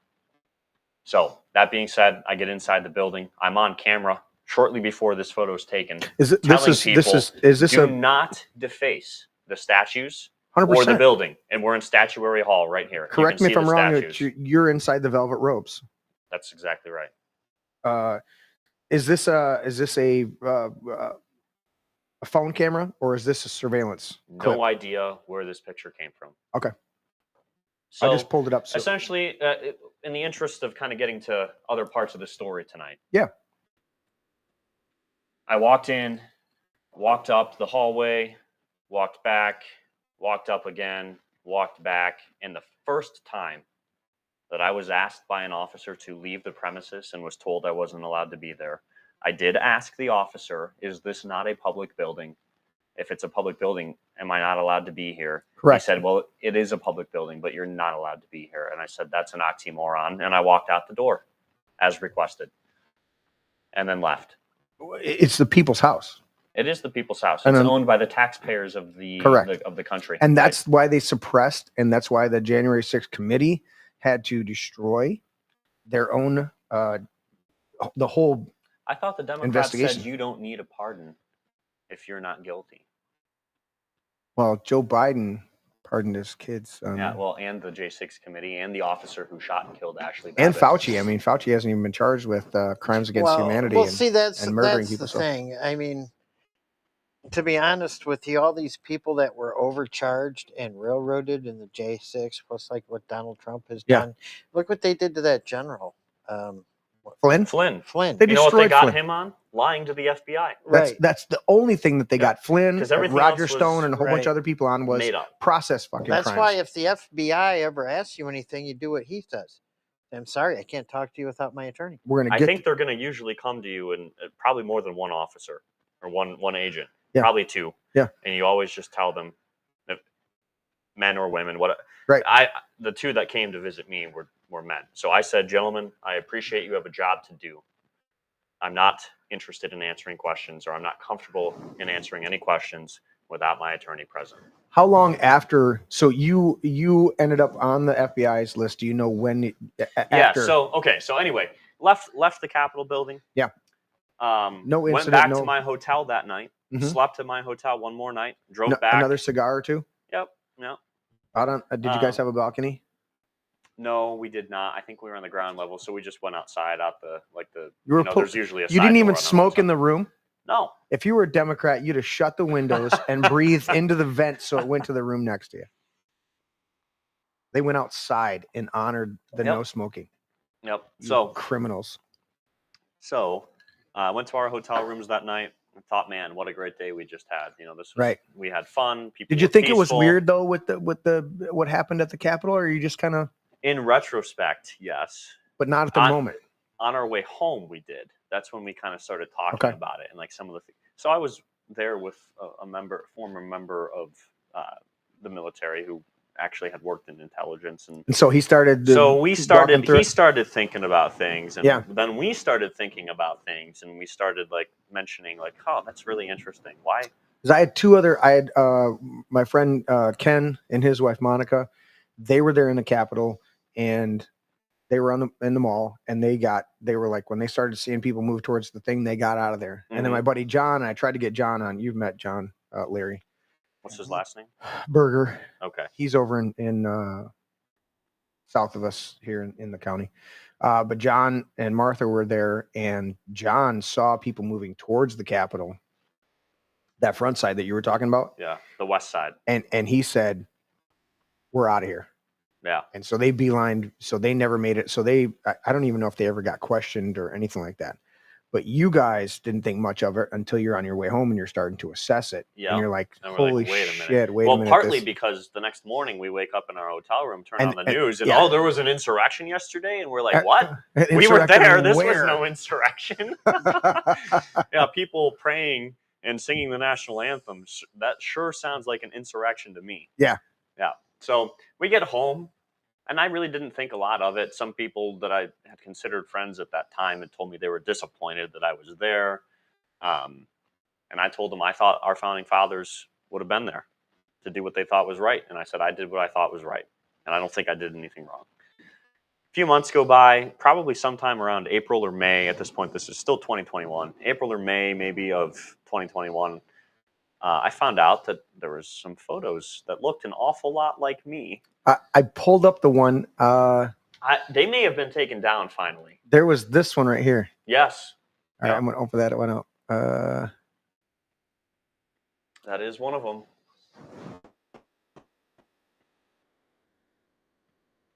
Yeah. So Do you know this person? doesn't he look like a dangerous terrorist? So dangerous. They called you the freshman He looks flagger. like he's even wearing a collared shirt. They hashtagged you freshman flagger, Yeah, because of my youthful appearance. I'll take that. right? You didn't think I had 7 grandkids. So, you know, youth is, we go, yeah. Hey. Yeah. So, you know, that's rather a shocking thing, Jeremy, to Who find puts this out? Sedition hunters. These were photos from the FBI website that then this group of people who were snitches, that's really what they are. Like your aunt and uncle. Snitches, like my aunt and uncle, that like share these photos and try to find out and identify Are they who like these people huge liberal douchebags? Like, I just want to know because, you know. My aunt and uncle? Yeah. So you don't my have to get aunt into was it. raised in church just like I was. Conservative, Hey, voted for there's Bush. People in church right now that are wearing rainbows and shit. I mean, and they're not talking and there about are some gay pastors too. Not talking about the covenant that God made to not destroy the earth. They're talking about the other things of touching children. There's a lot of churches nowadays that have sold themselves out to the. And like here's a libertarian point of view. Okay. I really don't care what you do in the privacy of your own home. That's not my business. That's always our statement. And I really don't want the government invading your home to enforce laws. Right. Like anti-sodomy laws. Don't care. I have friends that are gay, and I'm good friends, and we have great conversations intellectually. I've even had opportunities to share my faith with some of them. Opportunities that if I treated them like they were tax collectors, for example, then you know, I would never have had the opportunity to share the gospel with them, but I have. So. Don't care about what you do in the privacy of your own home. I have no problem with them. I do have a problem with push it on clergy kids. that are gay. I mean, if you call yourself a Christian and you read the Bible, it's unacceptable. Right. Same with women pastors. I'm pretty sure that is it Timothy that says that says that the bishop of a church is to be the husband of one wife. True. Right. That's kind of hard to. There's. We won't get into that debate because I don't have a problem with like the pastor of my church. His wife assists him. Mm-hmm. He's the leader. Mm-hmm. She assists him. I have no issue with that. None. No. She's in a supportive role. I've met some awesome. I've known a couple different ministers that passed and their wives took over to lead congregations.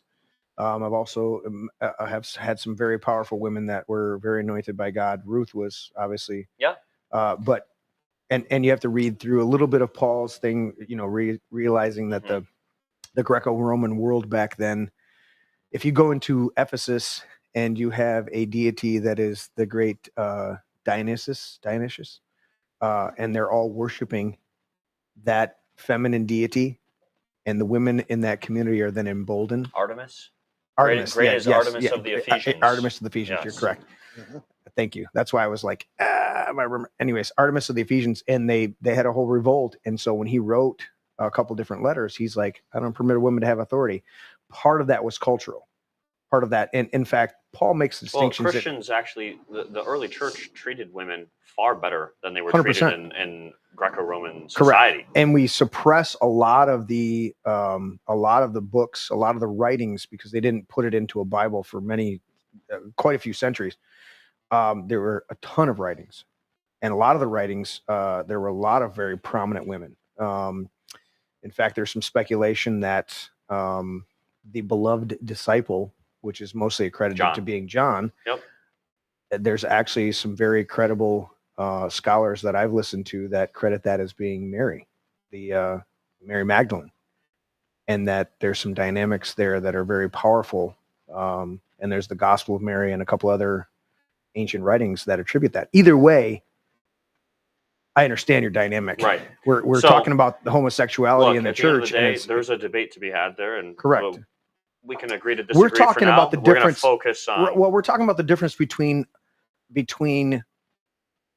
what you do in the privacy of your own home and flaunting things, and then what it leads to, the slippery slope of abuse. Right. You know, it was LGBT, and then it's LGBTQ, and then it's LGBTQ plus, and now it's LGBTQIA plus. Now the alphabet mafia is straight up pedophilia. Right. It's no, that's just a minor attracted person. Minor attracted persons. Okay, yeah. Boy Scouts handing out condoms at the jamboree is not what I experienced as a Boy Scout, as a little Cub Scout. And so now they're doing that shit. But yeah. So some well-meaning people back raised. Your to- aunt was raised in the church, but Yep. she still turned you in like a good communist. she has worked for a liberal corporation for, I don't know, maybe 15 years. And I'm not trying, look, I've thought a lot about this. I could name who it is. I could give you her name. I could give you her husband's name. I could tell you where they work, where they live, what they do, but that makes me no different than they are. Correct. What pisses me off is that it's your family. So, and family, and realize that phrase in scripture is always messed up. It's like blood is thicker than water. Yes. If I cut my hand and you cut your hand and we do a friend that sticks closer than a brother. Correct. But if we cut our hands and we do a blood covenant, yep. that blood's thicker than the water of the birth canal, the amniotic fluid. And they flip that around and say that blood is thicker than water. What blood are you talking about? Well, the blood of no, blood is thicker than water. And they mess that phrase up and they switch it around and mess it up. The blood of covenant that we make with each other, the friendship covenant, the agreement covenant is much stronger than familial relationships. But we still harken back to familial relationships and go, really? You're going to betray me? We're family. You know? Exactly. Who would do that, right? Who would? It's disgusting. Larry, fix your mic. That's why I muted you. You're rubbing against your shirt. It's bugging me. Go ahead. Continue, Jeremy. So, I got to correct Larry. Anyway, works for a liberal corporation. I don't want to give too much detail. I don't want to give away who this person is. But I think she's been influenced. Were you close to them at all? Oh, yes. In fact, she is closer in age to me than she is to my own mother. And so my mom and my aunt are 13 years apart. I'm only 9 years younger than my aunt. We grew up more like brothers and sisters. My youngest uncle's 7 years older than me. Yeah. I had kids before he did. Yeah. So, got divorced. Yes. My aunt had gotten divorced at some time, maybe 8-9 years ago. Okay. Had been married to an Air Force officer. Graduated from the academy. I have a lot of respect for him. Okay. Don't know really the ins and outs of why that divorce took place. Not my business. Right. Don't care to know. Those relationships can be tough. Right. It can be hard. However, remarried a man who was a firefighter from Las Vegas, and he's a big Democrat. You said that with air quotes. I saw the air quotes. You did. Married a man. I don't think I did air quotes. I felt the air quotes in the spirit. You were like, married a man, firefighter. So, what their motivation was, I know not. They not only did they turn me in, but they went a step further. Then they called local media to give them a news tip about me. What's the point of that? To destroy my life? Do you think? Do you think it was straight up liberalism versus conservatism, or do you think they were? I think there's indoctrinated enough to where they were afraid for themselves, protecting their own ass. No, I think that to some level, TDS. Well, we know TDS Trump is derangement. real. Yeah. And the fact that they just could not. I think their hatred of Trump is so great.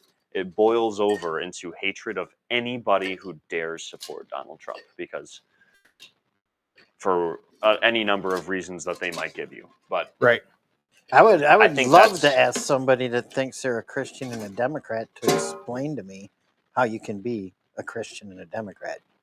I don't see how it's possible. Do you want to explain to you? Yeah, I want somebody to explain. You want someone to explain to you Larry? They don't explain nothing to you. Who are you to ask me? I can love Jesus and abortion at the same time. How dare you talk to me like that? You got nothing on me. How you doing over there? Oh, I'm dry. You want to? Do we need to take a quick break, or maybe we could? Why don't we finish this aspect of the story? I'm just questioning. And then I'll get into. Well, here's my question. This is a serious question.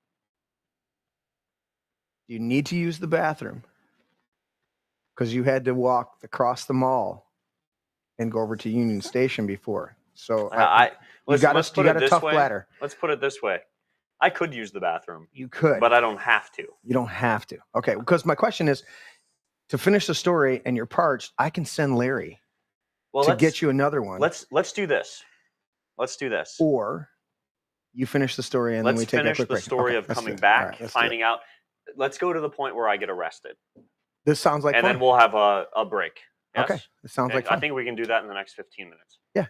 So, came back home from DC, April, May, sometime in that time frame. Found out that I was on that wanted list. I contacted an attorney shortly after that.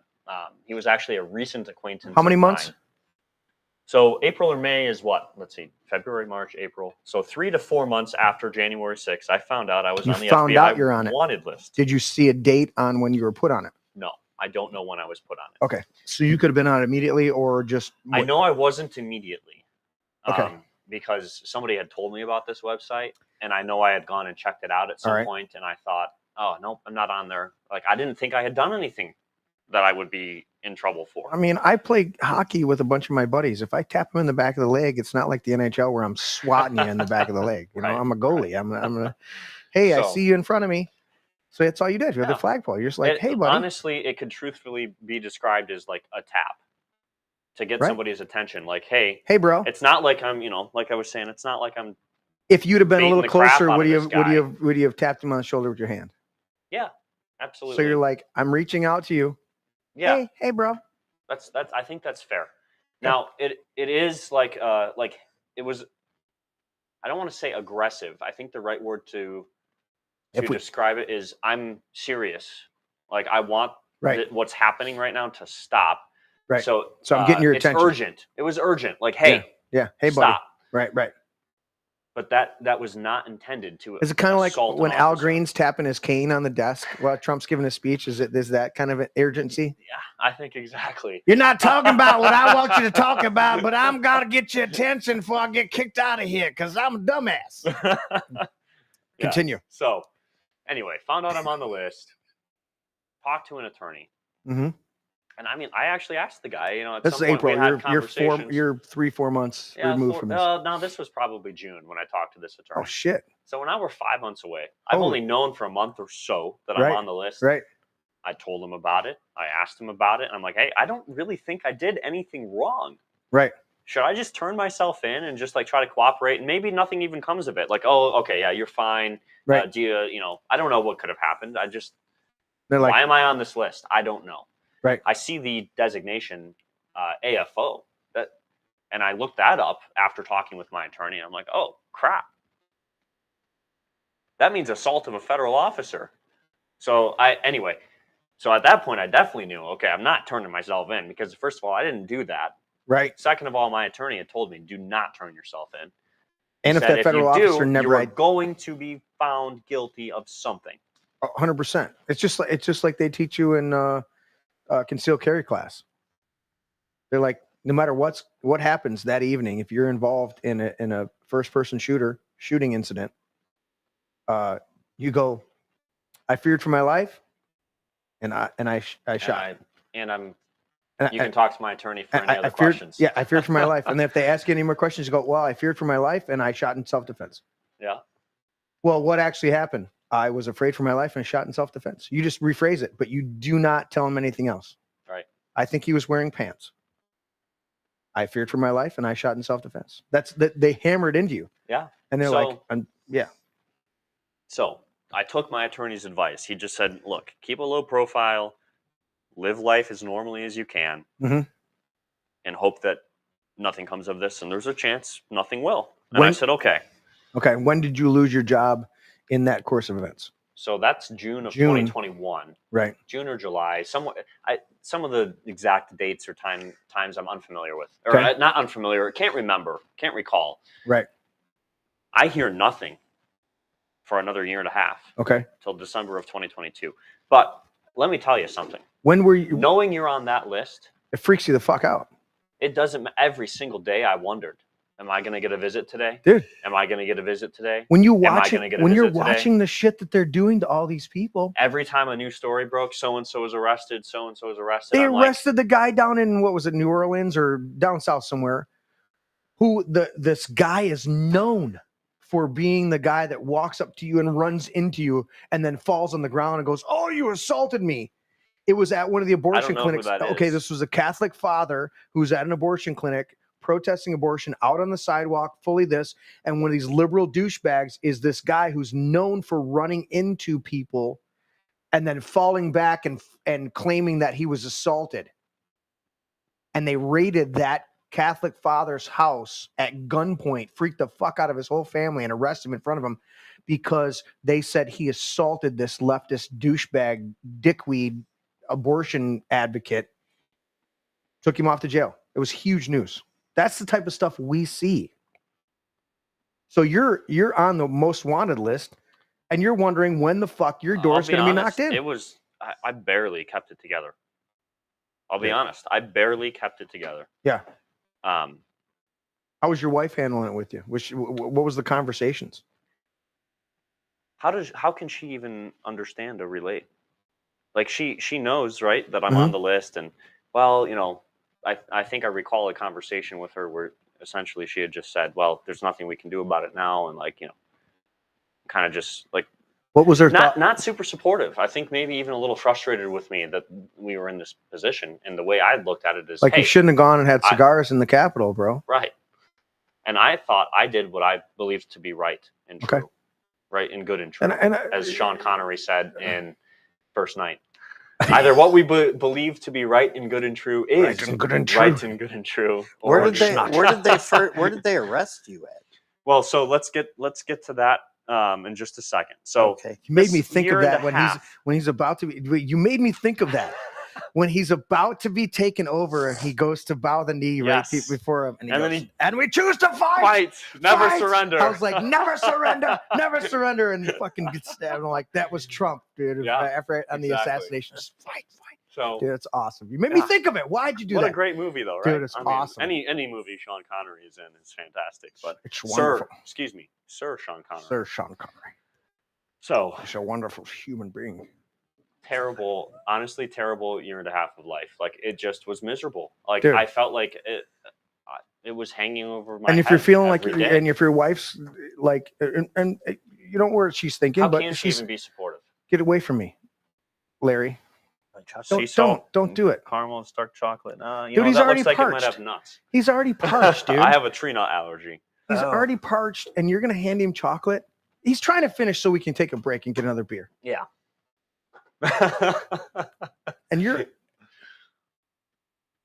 so continue. That was just such a hard, difficult time, right? And I'll be honest with you. And you're feeling some guilt if obviously your wife's looking at it, going, "Why did you even go to the Capitol? This wouldn't happen." I'll be honest with you. Whether this is right or not, the way I perceived this was that I was not really supported by my wife, right? And I turned to other things to find support: friends, work, drinking.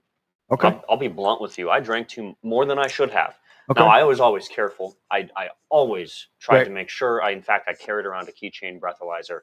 I did not want to get pulled over for drunk driving. Okay. I was always careful and tried to be as safe as I could. However, but when you got home, it still can be the case that if you're being safe with driving and whatnot, that you're still drinking more than you probably should. And I was probably in that category for a time. Right. But we find our escape valves somewhere, good or bad. I can't tell you how much stress and anxiety I felt during that year and a half of knowing that I'm on this list and just like wondering, waiting, hoping, praying that nothing happens. It was terrible. The fear of the unknown when you've got something you can identify hanging over you is some of the worst stuff. It was terrible. Yeah. So nothing happens. We're still in 2021. Year and a half later, December of 2022 is when 2 FBI agents showed up to my office. But we're going to backtrack a little bit to January of 2022. That's when I found out my aunt and uncle were calling local papers. Okay. Leaving anonymous news tips saying that that Jeremy Rodgers, oh, by the way, he's on the City of Midland Planning Commission currently. When this message was being left, they were including that little snippet in their messages to local papers. Gotta love family. I mean, that's supportive. And saying, oh, he was at January 6th and he is such and such a number on the FBI's most wanted list. Wow. So the way I found out my aunt and uncle were the ones doing this is I had an acquaintance that had started an online publication to compete with the main daily newspaper in town. And he was working for the attorney that I had already been in conversation with about what I should do with the fact that I'm on the FBI's most wanted list. Well, this acquaintance of mine had posted a phone number to leave news tips on his news organization's website. And it happened to be my attorney's phone number, the law office's phone number. So my aunt and uncle called my attorney's office and left a voicemail for my attorney reporting me. So of course, there's no name given, but they know the number. Yeah, they can tell me what the message said. So my attorney, of course, first thing he does is sends me the message and says, "Here's the phone number. Here's the message that was left." And I'm like, I recognize this number. So did you call? So I plug it into my phone. Yeah. Sure enough, it's Aunt Betty, and you're like, "What the shit?" Did you make the phone call at that point? No. I was not going to talk to them. But the Christmas card stopped. Here's my question. If they've reported me and I call them, you think they're going to record me? You think they're going to try to ask me questions? You think they're going to they're going to try to bait you in. Exactly. Not talking to them. Yeah. Not going to happen. I would never talk to them. Are they a witness now? Or, I don't. Did you have any conversations with them? with them? That I was intimidating? Did you have any conversations with them post January 6th during family encounters? No. So they're just going off of in Nevada. Oh, so they're just going off of bullshit that they're seeing online. Photos. Yeah, they're pretty sure it's me. They make this report, call the newspapers, and how demonic. That's demonic, man. It's evil. It's evil. It's demonic. So nothing happens, but I'm on the planning commission in Midland. And I decided I've got to resign from the planning commission. If the local newspapers are getting phone calls about me, one of these days they're going to show up and they're going to ask me about this. And I actually started to already see some emails coming in. So I resigned. I responded to the Midland Daily News, I think, one time after they tried to contact me like probably 15 times. Okay. And I just said, I'm a private citizen. I don't talk to the media. Left it at that. Blocked the email address. Never responded again. Okay. They borderline harassed me. One time I was downtown in Midland, and there was a Midland Daily News reporter. So they weren't trying to get your side of the story. He was literally chasing me down the street. Right. So they're not trying to get your side of the story. They're trying to get. They're trying to get you to incriminate yourself. Yeah, exactly. And so that's a huge. I want to make sure that's a huge distinction. There are when you're doing a true investigative report, you come at it from a very. You try to be amenable. You try to be cordial. You try to be approachable, even when it's guerrilla journalism, even when you're ambushing somebody, ambush journalism. You still are cordial. You still are polite. When you're tracking somebody down and your questions are leading, when did you stop beating your wife? When did you stop beating your kids and your dog?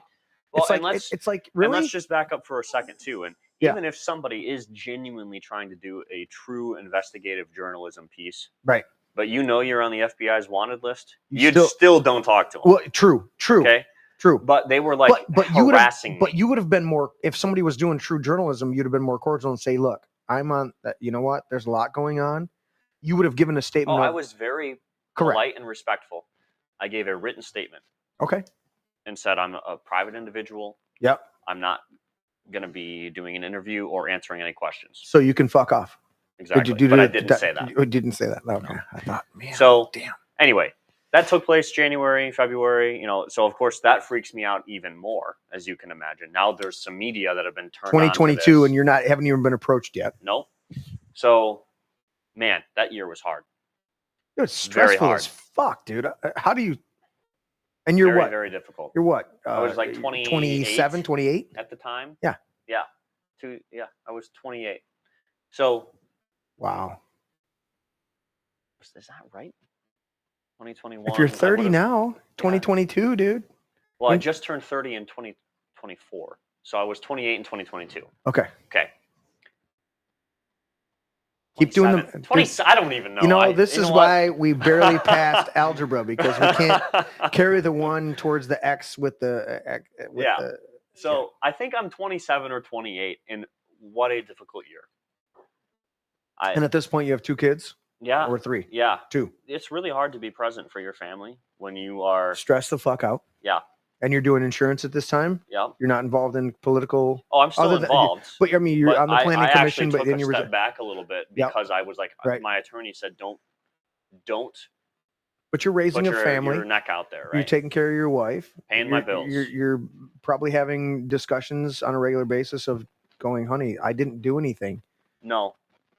No? At that point, I You feel they like let it go? communication kind of broke down. Okay. We were having some difficulties at that time already, but You guys are good now? no. Okay. So we go through 2022. December of 2022, 2 federal agents show up to my office, even though my house was less than a quarter mile down the road from my office. Okay. So they could have come to my house and interviewed me there, or tried to interview me there. But show up at your work. But show up at my work. Why? Because it's a To power make a play. scene. It's a scene. It's a power And play. they know what's going to happen. Mhm. They know that likely means I'm going to be fired from my job. And this is why the people who say that the process is the punishment are 100%. right. Because 100%. that is true. The headlines, the bullshit they put out there. Yep. So I lost my job 2 days after they showed up. And I told them, just like we discussed earlier, and anyone who's listening, you always, under no circumstances should you ever talk to the FBI Never. without an attorney. Right. So I just said, gentlemen, I appreciate you have a job to do. I'm not comfortable answering any questions without my attorney present. So they gave me a business card, said, please have your attorney contact us. Yeah. My attorney called them that day, left them a voicemail, no response. 2 days later, fired from my job. 4 days later, my attorney called me back and said, I haven't heard anything from these FBI agents. I'm going to send them an email because I want there to be a paper trail proving that we did everything we could to comply with their request to reach out to them. Absolutely. So he did that. That's sometimes your only defense. Heard nothing for the next 6 months. 6 Lost my job. months. Went down to Florida to work with my dad. I was traveling back and forth, spending some time with my kids for a week, working for 3 weeks, coming back, traveling back and forth. At the time you Nothing. lost, I got a question. At the time you lost your job, you're doing insurance, right? Yep. You're obviously involved in a firm. Mhm. I understand a little bit of how the hierarchy works in insurance. You've got clients that you've cultivated. Yep. People that you've signed up directly 120 of them. that walked in the door, or you went out and found them. You signed them up directly. I think you said 4 of the lawyers that you knew. I had about 4 different law firms. 4 different law clients. firms that you signed up, right? And they just fire you 2 days later. Where do your commissions? Where do your? Oh, it's gone. I got nothing. Isn't there a contract that's violated at that point? Nope, because the way it works with an independent insurance agency is If you violate policy, technically the clients belong to the firm. okay. Because I know some of them where it's you're still.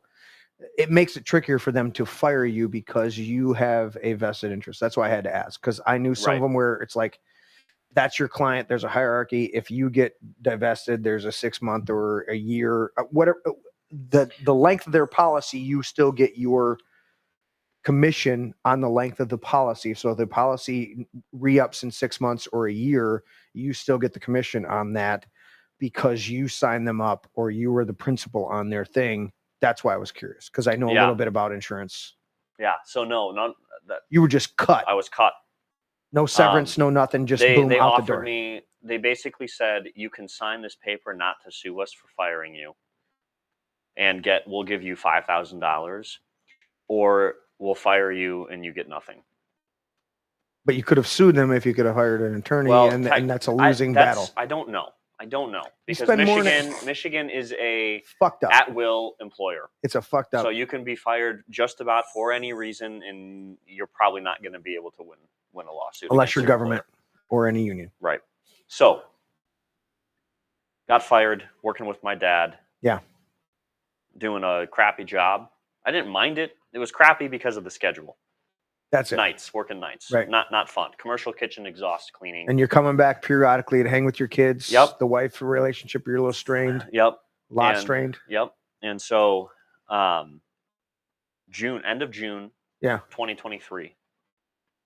I've done everything I can at this point to comply with the I'm FBI. sending Larry to get you another beer. Fuck that. We're done here in about 5 seconds. Okay.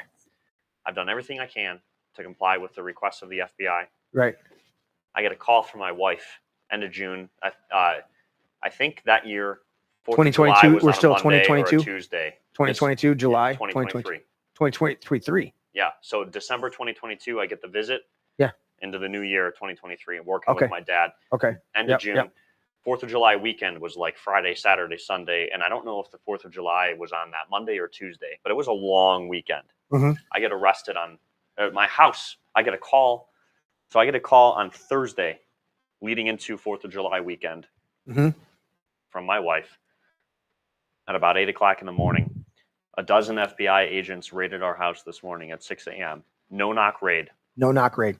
Smashed in my front door. Took my wife and, at the time, my boys were 2 and 3 years old. Took them out of the house in their pajamas at rifle point, shoved them in a van, and then trashed my house. How do you not freak the fuck out? I mean, and just want to...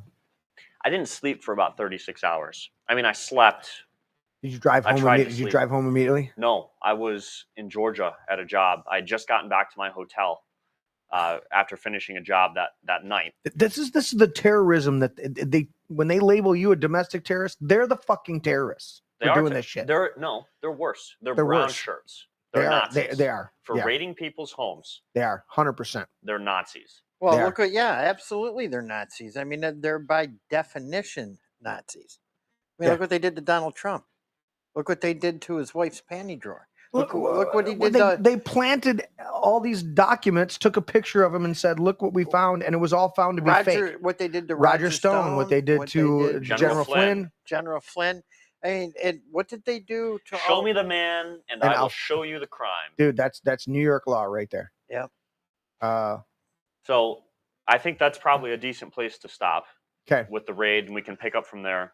All right. And let's try to keep, I don't know if you have other things you want to talk about. We can try to keep the legal proceedings and everything we can probably cover. I'm going to have you back more quickly. I mean, I know you had to drive down from Midland to be here, but we're going to have you back. Yep. And we'll go for a little break right here, and then we'll be right back. Okay.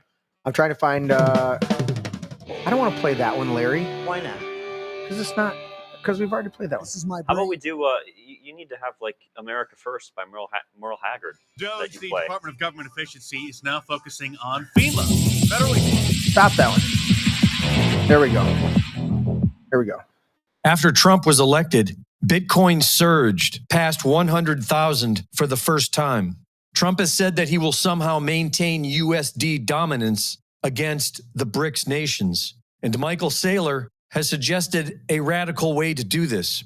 So the very simple idea is buy 20 or 25% of the Bitcoin network on behalf of the U.S. government, catalyze the development of that World Reserve Capital Network, and then let all the Chinese and the Russians and the foreigners sell all their other assets and buy Bitcoin, and then the money flows into the United States. If you want to put a great twist on it, dump your gold, sell all the U.S. gold, buy Bitcoin, then the trade is free because you could buy 5 million Bitcoin for the cost of the gold. You will demonetize the entire gold asset class, and our enemies hold gold in their banks, so their assets would go to zero. Our assets would go to $100 trillion, and we would control the world's reserve capital network as well as the world's reserve currency network. This scheme could magically wipe away the current deficit, which Trump alluded to in the recent past. Who knows, maybe we'll pay off our $35 trillion, hand him a little crypto check, right? We'll hand him a little Bitcoin and wipe out our $35 trillion. Early Bitcoin advocate Roger Ver is being threatened with 109 years in prison for tax evasion, even though he renounced his U.S. citizenship in 2014. Weeks after publishing his book, Hijacking Bitcoin, The Hidden History of BTC, Roger Ver was arrested by Interpol in Spain and has been held in the country at the behest of the U.S. government. He was recently interviewed by Tucker Carlson as to why the U.S. government is after him. There was no doubt in my mind whatsoever that people were going to start using Bitcoin as money. And so I thought, this is every libertarian's dream come true. Suddenly now we're going to have a choice. Bitcoin was supposed to be money for the world. Bitcoin was supposed to be used for payments as peer-to-peer cash for the world. And that's how people were using it. And, I was doing payroll in it and I was paying my suppliers overseas. But then later, this giant wave of censorship took place. Anonymous people that nobody knows their real names managed to get control of all the main discussion platforms for Bitcoin. And then suddenly, one day overnight, nobody was even allowed to advocate for Bitcoin being used as money. And they censored anybody that tried to do that. And initially, everybody saw through it. But then everybody that came to Bitcoin after the censorship began, they just started believing it. And today, the main people that are out there promoting Bitcoin, they literally say, oh, Bitcoin shouldn't compete with the US dollar. Bitcoin, you shouldn't use it as money. You shouldn't use it to pay for things. Like Bitcoin is just a digital asset. You should just hold it. And it's the exact opposite. They've through the censorship and the propaganda, they've literally hijacked Bitcoin. And I literally wrote an entire book about it. You can find more at hijackingbitcoin.com. It's available on Amazon and everywhere else. And lo and behold, just a couple of weeks after the book is published, I get arrested, and now I'm facing 109 years in federal prison for having exposed the way in which Bitcoin was hijacked. Is it now possible to conduct any kind of business with crypto anonymously? So in the early days, everybody thought Bitcoin was basically anonymous, and people treated it that way. And then websites came up that were selling things that governments might not necessarily want you to buy. And people were using Bitcoin for that because they thought it was basically anonymous. And then later on, we found out that it wasn't anonymous at all, but additional steps were taken to make Bitcoin even less anonymous. And today, most people are just using custodial wallets, which are, it's not even a wallet. It's just an account, and it's no more private than your, Bank of America or PayPal account. And in fact, it's even less private. People are claiming that Bitcoin is freedom money, but I'm really afraid that they're literally building the financial prison walls around themselves. Like if you look at what's going on in El Salvador, everybody's excited about Bitcoin there, but they're all using custodial accounts that the government can see every single transaction you're making, and they can freeze your account at any time. That's the exact opposite of economic freedom. That's economic government control. And so anybody that's paying attention should be really, really concerned about this, and they should be advocating the use of cryptocurrencies in which individuals can actually have control of their own money and have control over their own lives, their own destiny. Maybe that'll be Bitcoin, thanks to this new technology called confidential layer that bridges it onto Zano. But and I don't know what it's going to be, but we need to be really, really careful because, it could wind up that before we know it and before we realize it, we've built the financial prison walls around us, and it's too late to get out and too late to escape. So it doesn't sound like you're suspicious that Bitcoin was created by the intel agencies as a kind of trap for people. I don't think it was created that way initially, but I am suspicious, and I do think that the intel agencies and other groups have converted it and hijacked it into becoming a financial trap. Learn more at freerogernow.org. Reporting for InfoWars, this is Greg Reese.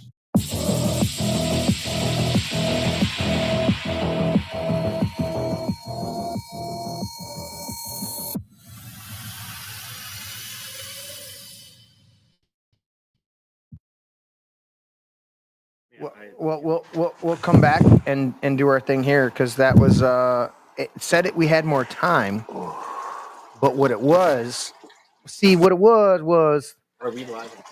Yeah, we're live on camera.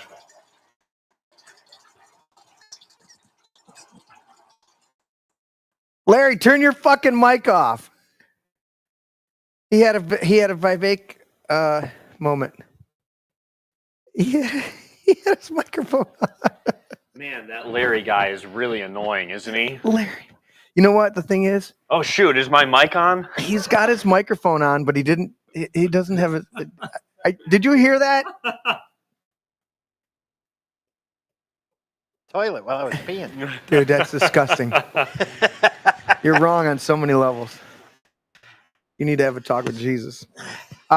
Anyways, you know what's the Reese reports? They always add to the end of them on the. Anyways, whatever. I thought we had more time than we did. We'll have to do that on one of the shows. One time, fake peeing in the toilet. You just did it. I unmuted the mics and I'm like, what am I hearing? Draining in. Oh shit, Larry's in the toilet.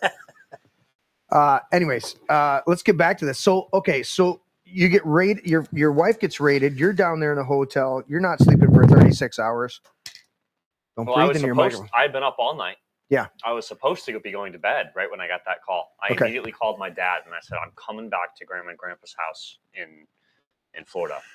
I was in Georgia. Thankfully, not too far into Georgia, just kind of over the state line from Florida. And so I drove all the way back to my grandparents' house. It was still a long drive. They're on Merritt Island. So it was still quite a ways. Okay. Don't recall exactly how many hours, maybe 6 or 7. Right. Maybe 8. Drove all day. talking to attorneys on the way, talking to my dad, trying to figure out what is going on. Freaking the fuck out the whole time. Yeah. I would use that word, but again, I'm afraid that one of my family members is. Listen, 3 of my mom's sisters you already had don't your talk to me aunt and anymore. uncle turn you in. 3 of my mom's sisters already do not speak to me anymore. I don't need the other one to not either. Quit breathing in your microphone, use Larry. the F word. That's all right. I'll use it for you. Thank you. So, drove all the way back down there, talking to attorneys, trying to figure out what's going on. My attorney from Bay City, same guy that I've already mentioned, contacts the U.S. Attorney for the Eastern District of Michigan. Says, "Hey, I've got a client. His house just got raided. What's going on?" You say what the hell or what the? Well, I wasn't on the phone, so he just told me. I talked to him. I'm paraphrasing. Yep. What do we need to do? Mm-hmm. Well, he needs to turn himself in. Well, he's in Florida. Okay. So they arranged for me to the following day turn myself into the Orlando field office. Okay. So, of course, I'm complying with this because I am a law-abiding citizen, and I have been. You've already given disclaimers. You've already been overboard on this. Yeah.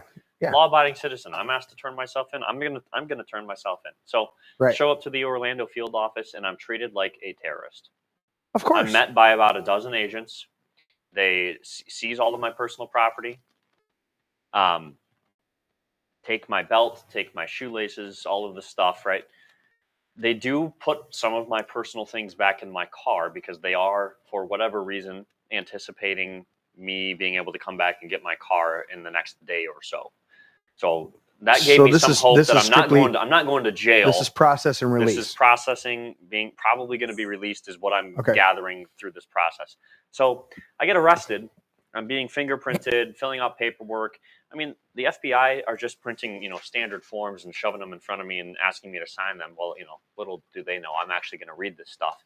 Well, like one of the papers is basically me saying I'm going to cooperate and that I'm going to, answer their questions, whatever. I forget exactly what it said. Right. But I literally told the FBI agents at this I'm not point, signing this there's shit. only two left, and I said, this literally says I'm going to talk.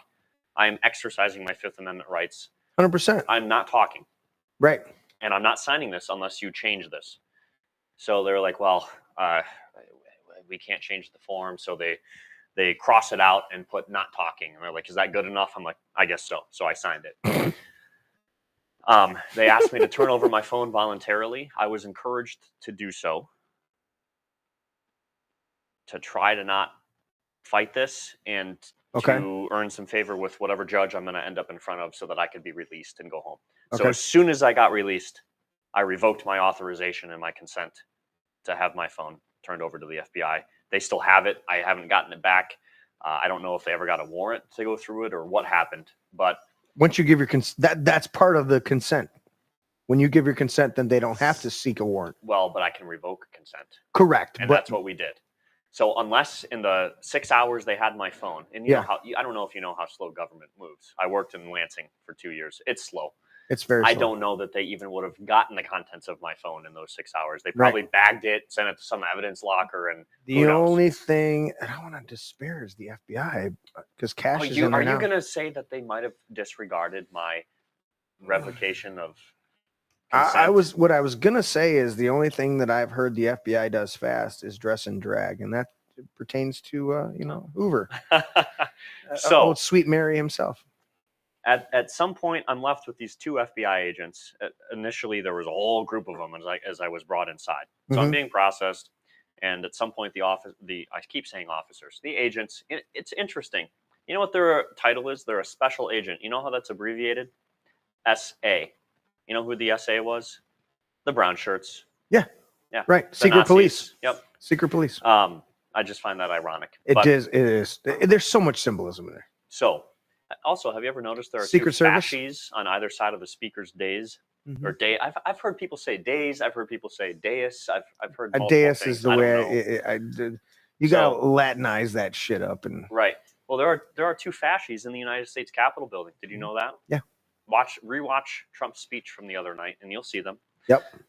That's really interesting. But anyway, so where was I? Oh, they're asking me if I had any questions for them. Okay. And I kid you not, I looked them in the eyes, and I said, "Yes, I do have a question for you. When are you going to arrest Hunter Biden?" Nice. And they actually laughed. Did they laugh? They laughed. So at that point, that like dispelled some of the tension. Yeah. And I don't, okay. So I keep hearing Sean Hannity and other people say, well, you know what, the rank and file of the FBI, the rank and file, they're good people. Well, I don't buy that, because just following orders is the defense that all the Nazis used also, right? Yeah, we were just following orders. Yeah. We were just following orders. I hope every single one of the FBI agents who raided people's homes, grandmas, grandpas, children, pointed rifles at people, trashed their homes, every single one of them want to be deserves prosecuted. to lose their jobs. Not only lose their jobs, they need to be prosecuted for terrorism against American citizens. I would love to see that happen. I doubt that will happen. Look at I do think they will lose their jobs. Look at, they raided Giuliani and took every digital device but the fucking Hunter Biden laptop hard drive that he had a copy of. That was left at the computer shop. The guy sends him notice. His policy is after 18 days or 18 or whatever it is, 12 months. You don't come get your shit, I own it. Yeah. Then he starts looking through it going, holy shit. Tries to turn over the FBI. They don't want it. Finally gets it to Giuliani. Giuliani makes copies. They raid Giuliani. And they take everything but that hard drive. Yeah. Fucking ridiculous. Same with James O'Keefe. They go after him because he's got the Biden daughter that former vice president used to take showers with. Got her diary that was turned over to him. Yeah. They raid him because because somebody gave him the diary. Ridiculous. These are how these fucking people work. So you're exactly right. The rank and file. Well, I think under Cash, we're going to see the rank and file people. But look at those guys that got eviscerated. There were like 4 or 6 whistleblowers that came forward. They have been absolutely destroyed career-wise and everything like that. And we offer sympathy because they at least stood up. Right. But you're exactly right. To defend them and go, the rank and file are not the same thing. And I'm not a Hannity fan at all, because Hannity's been a war hawk and on a whole bunch of other stuff on that, where I go, dude, and some of the interviews with Trump where I go, you're being I'd have a beer with Hannity. You had a beer with Hannity? No, I would. Oh. I would. I feel like we may disagree, but we at least could get along. I don't think he's a bad guy. I don't think he's I think he's overall bad misguided guy, on some things. However, yeah. All of that to say, and I actually want to back up real quick. So let's pause the story. Okay. I'm in custody of the FBI. Let's go back for a second to the raid. The lead agent, and I think I can say this because it's on documentation. It's public information at this point. Right. His name is Nicholas Vanderplug. Okay. He told my wife the day they raided my house that they had been watching my house for some time, but that they did not know I was not home. That's BS. Total BS. You think if I'm under investigation by the FBI, you're telling me they didn't know where I was? They waited until... So either they're incredibly incompetent at their job and should be fired, or they waited until I was not home intentionally so that they could traumatize my children. That's exactly what they wanted. And they still should be fired. That's exactly what they wanted. So they wanted to traumatize your children and your wife and alienate them from you, because if you said the process is the punishment. Yep. They don't want to, whether they can get a conviction or not, they're gonna destroy your home. They did. They stepped on my children's toys. They trashed my house, took all of our clothes out of the closets, threw them on the floor. I had an American flag hanging on a hanger. I had just bought this house at the time, like maybe a year and a half prior to this. Didn't have a place to put a flagpole. Okay. Did you know that can be, you can be accused of using a flagpole as a dangerous or deadly weapon? You probably shouldn't keep flagpoles around. Tap somebody. So to let them know, hey, that's not a good thing. Didn't have a place to put a flagpole, but I have an American flag. I'm a patriot. I love my country. Shit, I'm gonna hide all. So they took my American flag. Yeah. This should upset you as a veteran who's served this country and defended that flag. Threw it on the ground in my house. Doesn't surprise me. Doesn't surprise you, but They're Democrats. What do you expect? well, they're rank and file, following fucking orders. At what point do we? You know what? If you want advancement in a certain corporation, you follow orders. When you want to do what's right, you risk being fired.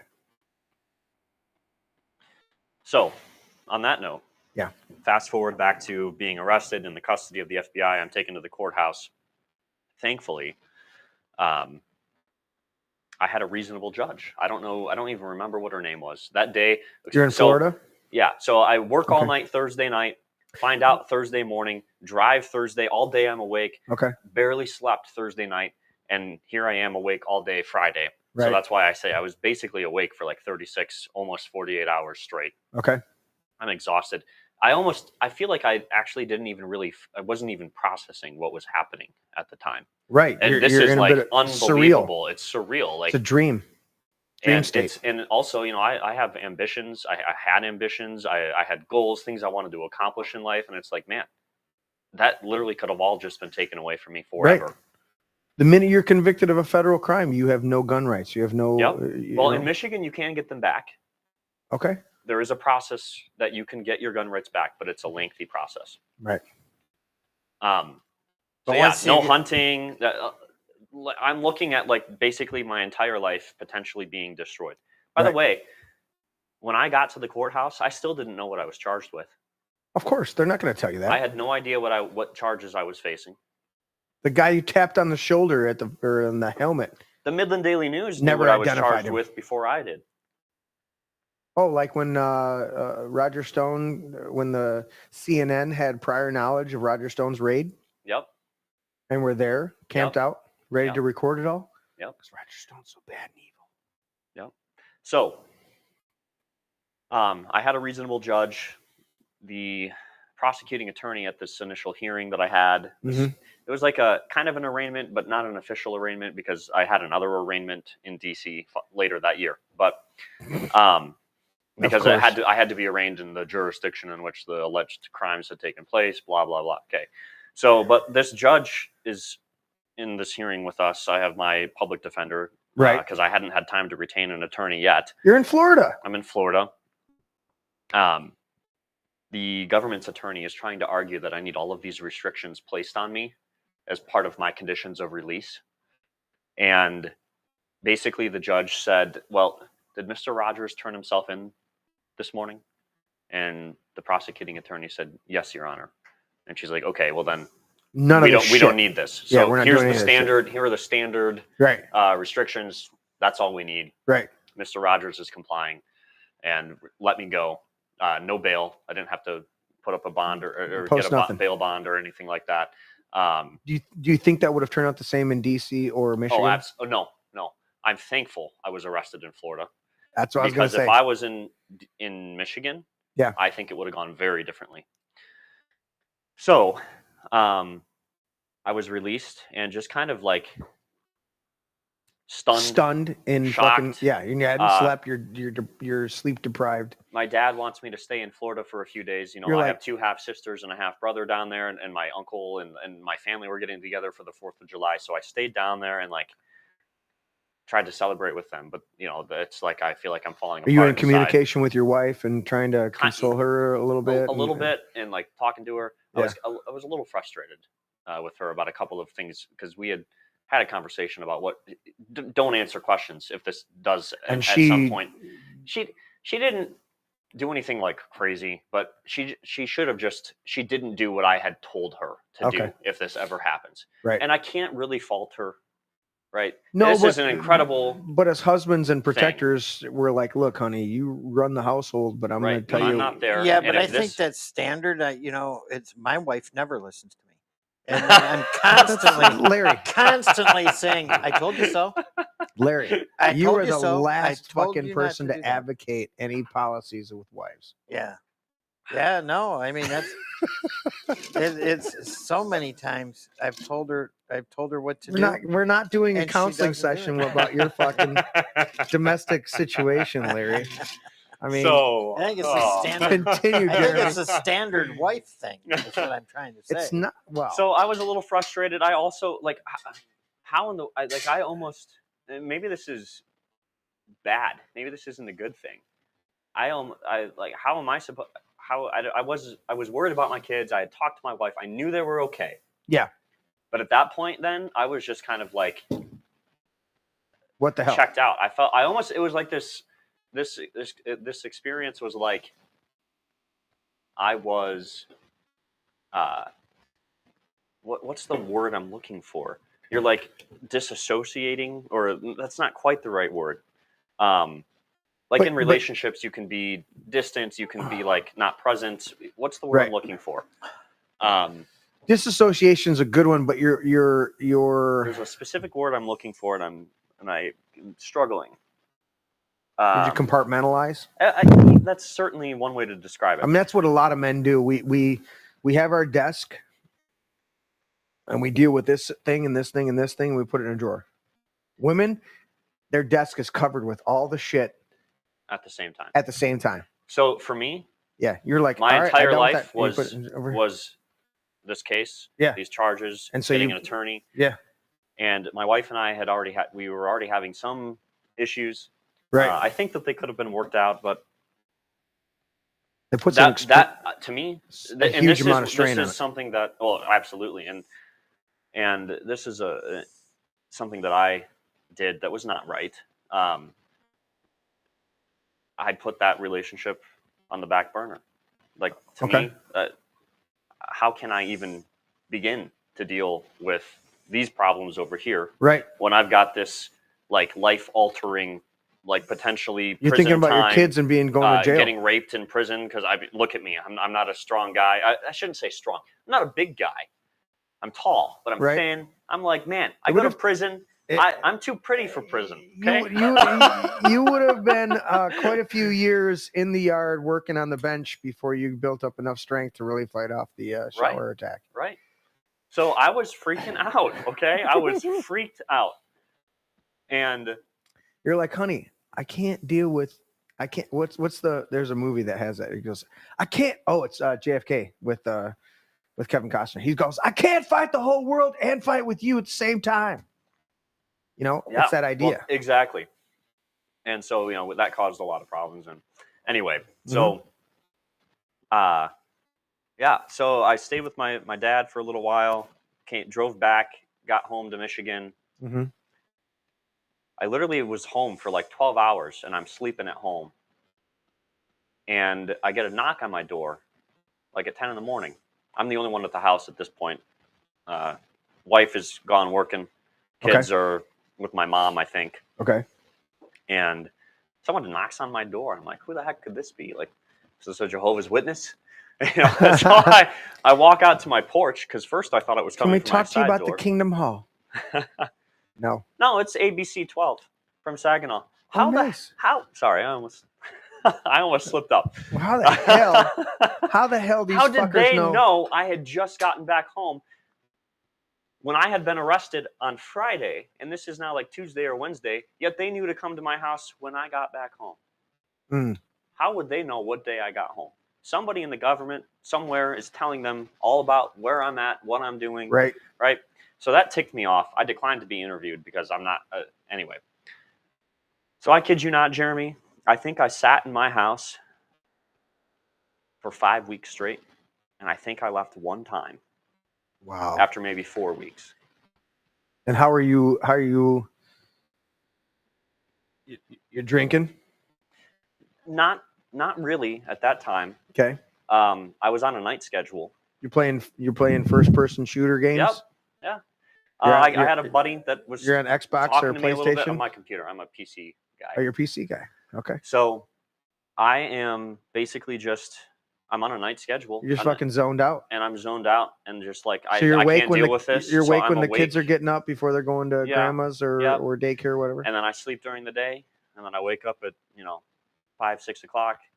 Dinner. And maybe eat dinner. Maybe. Right. You're and your wife and you're trying to at least maintain some level of marital arrangement, but you're not. I was told. I'll be honest. I was checked out. Right. And I was not functioning. You're on the couch, or you're. I was sleeping on the couch during the day, Yeah. sitting at the dining room table all night, just anything to not think about what the heck is going on right now. So and what playing communication? Civilization. What playing Call of communication are you Duty. getting during this time? Nothing. Very little. Call of Duty and what? Civilization. So you're building some houses? strategy games, the Total War games I enjoy because I'm a history nerd. So, but yeah, so just basically, I had enough money saved up because believe it or not, working in commercial kitchen exhaust cleaning, you can make bank doing that kind of work. No one wants to do it. No one wants to work the hours. It's not a super hard job once you learn the process. Right. And it pays really well. So I had you're enough banking money up some to money? sit around for 5 weeks and have my bills paid, and then all of a sudden I'm like, what am I going to do? I got to do something. So I got a construction job, and basically for the next 2 years since that time of June of 2023. So I guess if you start from when the FBI came to my office in December of 2022, right, and I got fired from that job, if you include that insurance job, the job working with my dad, I had 2 other construction jobs and a job last year. Excuse me. I had 5 jobs in 2 years. Okay. Which is not normal for me. Right. I'd never been fired from a job either before in my life. So just this entire thing just turned my life upside down, my career upside down. Right. I don't know how I'm going to even pay the mortgage on my house, feed my kids, pay my attorney. Yeah, you've exhausted this. I cashed out all my retirement accounts. Right. You pay a penalty for doing that, and of course, because the government's got to get their money. Yeah, even though they're using that money to then prosecute me. Yeah. But so, just an insane few years. Okay. And during that time, after my arrest, I did hire an attorney, John Pierce. He was one of Kyle Rittenhouse's former defense attorneys. Nice. I really can't complain too much about John. I think he did a good job. Our strategy really was just delay as long as we could. At this point, we know Trump is running for president. Yeah. Right. We're praying that Donald Trump is going to win this election. And it's kind of looking like he's got a pretty good chance of coming back and winning again. Yep. We obviously, this is still a year before that disastrous debate that Joe Biden had against President Trump. But hey, man, listen. And by the way, that sounds more like Bill Clinton. Listen. And by the way, but really, seriously, man, I'll tell you. And we beat Medicare. Ready, listen. Yeah, you did. You beat it to death. And by the way, go ahead. Yeah. So basically, I was indicted. I found out I was indicted initially on 5 felony charges and 3 misdemeanors. A couple of 20-year felonies. One 20-year felony. Then, like 2 months later, superseding indictment adds a 6th felony charge, another 20-year felony. That one happens to be obstruction of Congress, or a 1512 charge. You've heard of that charge because the Supreme Court had a case called the Fisher decision, where they threw that charge out. And said that was all bullshit. So, yeah. Rightfully so. So I can say that I've had a Supreme Court decision directly impact my life, which I never thought I would be able to say. Right. So that's kind of interesting. Wow. So they charged you with this plethora of ridiculous felonies, and then 3 misdemeanors on top of it. Yep. I had it pulled up at once, but it was on a website that wanted me to pay for their fucking thing. What were they all? Do you remember all of them? Man, one was like the 3 misdemeanors were like picketing, parading, and right, demonstrating in a public building. I'm going to go to this, even though the Midland is a piece of shit, and they got this ad blocker garbage at the top of it. Oh, for this article they do, but any other article you want to read about me, they're all free. Which is every other article the Midland Daily News writes, almost all of them are behind a paywall. If you want to read about the Democrat in Midland County who was arrested for paying for child porn, live child porn, online. Okay. It's behind a paywall. You want to read about the kid who just shot his brother last year in Midland County? Behind a paywall. That's murder. Okay, I didn't do anything like that. And this is behind the paywall. Behind the paywall. We're going to deal with there are a dozen articles or more that were free to read. Because I'm a Republican. You're horrible. Count 1, civil disorder. Count 2, assaulting, resisting, impeding certain officers using a dangerous weapon. That was a flagpole. Count 3, entering and remaining in a restricted building or on the grounds with a deadly weapon. Count 4, disorderly or disruptive conduct in a restricted building or grounds with a deadly weapon. It has to be with a deadly weapon. Right. If you're there, you're just kind of trespassing. What actually is the case is that there were 3 misdemeanor charges, and then 3 of the 5 felony charges. I'm not gonna. We can talk about the Fisher case, but let's just act like that one didn't exist. It was unconstitutional. Right. But of the 5 felony charges I went to trial on, 3 of them were misdemeanors with felony enhancements, and the felony enhancement was having a dangerous or deadly weapon. Yes. We won on that issue actually. Right. In court. And I saw that on here. Count 5. He says, so the Midland Daily News, just like any fake news, twists words, manipulates facts. Yeah. What they said was, well, the judge rejected the felony enhancements on these counts, but he never came out and said that, no, Jeremy did not use a flagpole as a dangerous or deadly weapon. Because, of course, that wouldn't fit his narrative. It wouldn't fit the narrative. Count 5, engaging in physical violence in a restricted grounds with a deadly or dangerous weapon. Count 6, disorderly conduct in a Capitol building. Count 7, act of physical violence in the Capitol buildings or grounds. So count 8, parading, demonstrating, or picketing in a Capitol building. So those last 3 are the misdemeanors. That were just misdemeanors. Okay. I believe. And then I scrolled down here and it said only 3 through 5. Where is it at? Hold on. Did I go too fast? Superseded the 8-count indictment. At some point, I want to talk right there. about It says this. McFadden found Rodgers guilty of misdemeanor charges on 3 through 5, but not guilty of felony enhancement. The enhancement often depends on the factors such as use of a violent weapon. He's like, I didn't find the violent weapons, so explain that. Yeah, well, you got misdemeanors. Right. So let's put that on pause for just a second and just point out that. So basically, our strategy was delay. Well, as soon as the Supreme Court, I was supposed to go to trial in May of 2024.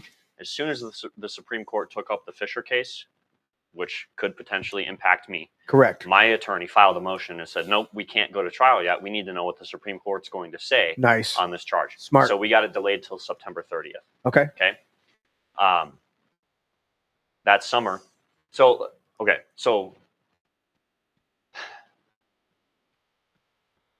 the assault charge is, I'm trying to remember I don't remember what the exact statute is. So forgive me for that. But there are 2 components of this assault statute. There are 2 components of this assault statute. Okay. You can be found guilty of assault either with a dangerous or deadly weapon or by causing bodily injury to an officer. Okay. You only have to be found guilty of one to be found guilty of this 20-year felony. Okay. Okay. Yeah. So initially, the feds charged me with using a dangerous or deadly weapon, but not causing bodily injury. After this, the Fisher case was won by Fisher. Okay. The feds lost their 1512 obstruction of Congress charge. Okay. Okay. 2 months later, that was in June, end of June. 2 months later, in August, the FBI does a 5th interview with Officer Brian Adams, who I was accused of assaulting. And this is the guy you gently tapped on the head. Right. So they have already done 4 interviews. The first 3, they ask him about other cases. We have the 50, I think they're called 502s, the notes taken by the FBI agents during this interview. They ask him, were you injured?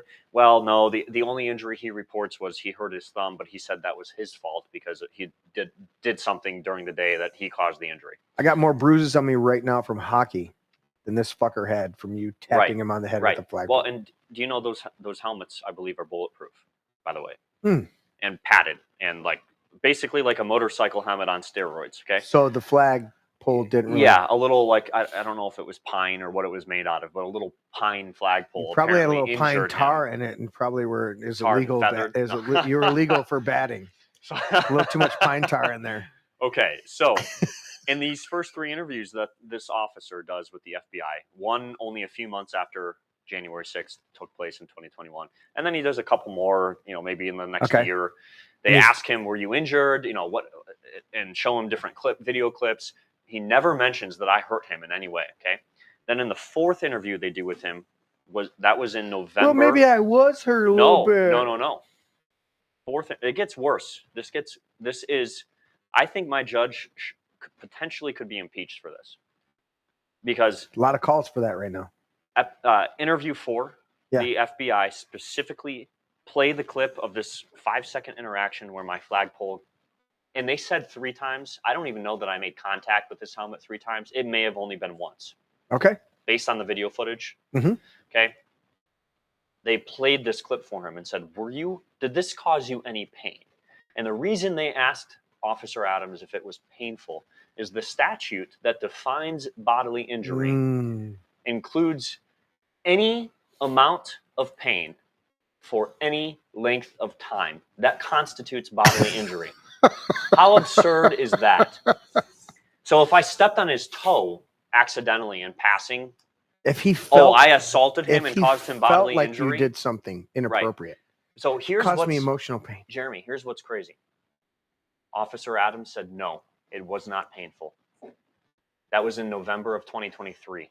So 6 months after I'd been arrested. Okay. Fast forward, June of 2024, the Supreme Court throws out the obstruction charge. Okay. August. This is the only thing they got left they can charge you with. He changes his story. Exactly. The FBI does a 5th and final interview, plays the clip for him. Oh, yeah, it was painful. I recall every strike to the helmet. And blah, blah. So then they bring a superseding indictment. I think it was 33 days before my September 30th trial date. And why is that significant? Because it is illegal to bring a superseding indictment less than 30 days before a trial date. The 33 days, which is Illuminati, 33-degree Mason. So, I think it was 33 days. So they barely met this. So long story short, we're trying everything we can to try to get this trial pushed one more time because we're very close to the election at this point. How is this guy not charged with perjury? Well, he should be. Contradictory testimonies concerning the exact same events. No, right. It only applies to Republicans. Shit, my bad. Now these are 502s, so I don't think that they're not sworn statements. So if it's not technically you were fucking perjury. doing it, if you were doing it, the FBI would have you arrested now, because they would have said I lied to the FBI. Correct. Did you have jury trials? No, I did a bench trial because I got a Trump-appointed judge, Ooh. Judge Trevor McFadden. I knew that wasn't going to make a huge difference, but I thought maybe if we handle this right, we might be able to. Because Amy Coney Barrett's been a disaster. Yeah, Trump. We might be able to win on maybe some of the important charges, like this assault charge. Right. So ultimately, I ended up parting ways with my attorney. Okay. In September. The communication wasn't fantastic with the attorney. That's not the end of the world. If he's a if he represented Rittenhouse, he gets got fired by Rittenhouse. Oh, but he also gets a higher profile, right? And you get more cases, and you start to rack up stuff, and you don't pay attention. And he had like 40 some cases he was working on for J6ers. So yeah. So I'm just going to be honest. I fired him because one, I saw some documents he had submitted that he was just copying and pasting from other trials, and the reason I knew that. Or from other cases. The reason I knew that was he had forgotten to change some names in them. So I was a little annoyed with that. But I also knew I'm entitled to a counsel of my choosing. And what's if the hourly... I switch counsel less than 30 days before trial, I'm probably going to get a delay. Right. And what's the hourly rate? Oh, his was $750 an hour. And if he's copy and pasting, you're fucking pissed off. Yeah. Wouldn't you be? All day long. Yeah. Yeah. I won 2 lawsuits in the last year and a half and fucking cost me $10,000. So I knew that my judge didn't really like my attorney because he had already had some cases in front of this judge. All right. So I'm like, and if he's copy and pasting chance. and phoning it in, you're like, so I got a good chance. First of all, I'm going to switch attorneys because I want a new attorney. Right. I want another set of eyes on this. I want to know, if maybe there's something that this attorney has missed. But needless to say, that results in a delay. Right. So trial gets bumped to December 10th. Hallelujah. At least I'm going to know the outcome of the election. Okay. Now, that's not a guarantee of anything. Trump has made contradictory statements at this point. He's made different statements about what he's going to do about January 6th defendants. Right. But at least I'm going to know, and maybe some things are going to change. He never fully committed until he got elected. Right. So what happens is I go to trial December 10th of 2024. So just a few months ago, I drive to DC. I'm doing a bench trial. I've got a new attorney, and we've talked. We think we have a pretty good strategy to at least beat this assault charge. This is the only other 20-year felony I've been charged with. Okay. You're fighting for your life. Fighting for my life. And Yeah. so what we decide to do is, hey, misdemeanors, not a big deal. I know Right. a lot of people who have misdemeanor convictions. Life goes on. They pay their fines. They do their community service, whatever. Right, It's done. right. It's over. They move on. Okay. So we stipulated to the misdemeanor charges, including the misdemeanor charges that had the felony enhancements. So a stipulation is not an admission of guilt, but essentially you're conceding to the government that It's we're almost not going to it's almost fight a you. no contest, but not Yes, quite. Exactly. Yeah. So we did this to try to show the judge, look, we're not here to just like rabble rouse and put on a show and whatever. Like, hey, we want to show you we're very serious about how we're handling this case. And really, this case, and my attorney even said this in his opening statement, comes down to about 10 seconds. That this is what we're disputing. This was not an assault. The video footage does not show an assault. This officer was not injured. Correct. Okay? Yeah. So at this point, though, I'm still charged with deadly or dangerous weapon and causing bodily injury. So we got to win on both of those pieces to beat this 20-year felony. So we go to trial. The first day, the prosecution spends the entire day playing video clips of me going up the stairs, me walking in the building from about 12 different angles. Okay. The judge is annoyed. This is a good sign, right? So our strategy is working. We're trying to show the judge we're being reasonable, but what we really want to contest is this assault. Right. Because it didn't happen. So judge is annoyed. He literally tells the prosecution, I don't need to see any more video clips of Mr. Rodgers running up the stairs or Mr. Rodgers walking through Statuary Hall. Do you have any new video evidence to show me? And they're like, yes, there's a few more clips you really need to see. And we're just kind of sitting there, at And the this judge point, is getting more and more witnesses annoyed. really haven't even been called besides like one officer who's just like, oh yeah, that's the defendant, that's the defendant, that's the defendant. He wasn't even involved at all, but he's just tracking me and my movements throughout the day. And for clarification, again, for people that don't understand, you motioned for a bench trial, which means the judge is in charge of that. There's no jury to do this. The reason for that is the District of Columbia is 95% Democrat. Yeah, right. Your jury pool is 95% Democrat, and they're horrible. I already know the outcome. If I do a jury trial in DC, I will be convicted of every single count. Dude, a whole bunch of the Proud Boys were not even there, and the jury came out and said, "Well, the lack of evidence is the evidence." What? The lack of evidence is the evidence? And then judges I gave were him even telling 24, 22, 24 years. And then judges were even telling defendants that they could not mention the First Amendment of the Constitution as a defense. Right. Couldn't reference it. Couldn't say that, well, I was exercising. Nope. Can't say that. Can't say that.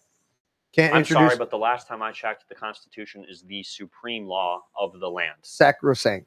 It's. Did I say that right? Yep. Okay. So first day, judge is annoyed. They say, well, we've got a few more video clips we have to show you. So the prosecutor gets up there and he goes, okay, please play, such and such a clip at this timestamp. And he plays it. And, that's not the right one. Try this clip at this time. Okay. So they put it up there. And you know what they played? It was an accident. They did not want to play this because it didn't help their case. They play the clip of me walking through Statuary Hall saying, do not. I have my flag in one hand and my arms are spread out. I'm in the middle of Statuary Hall between those red, what the did you velvet call ropes? Them? Yeah, the velvet ropes, right? Yeah.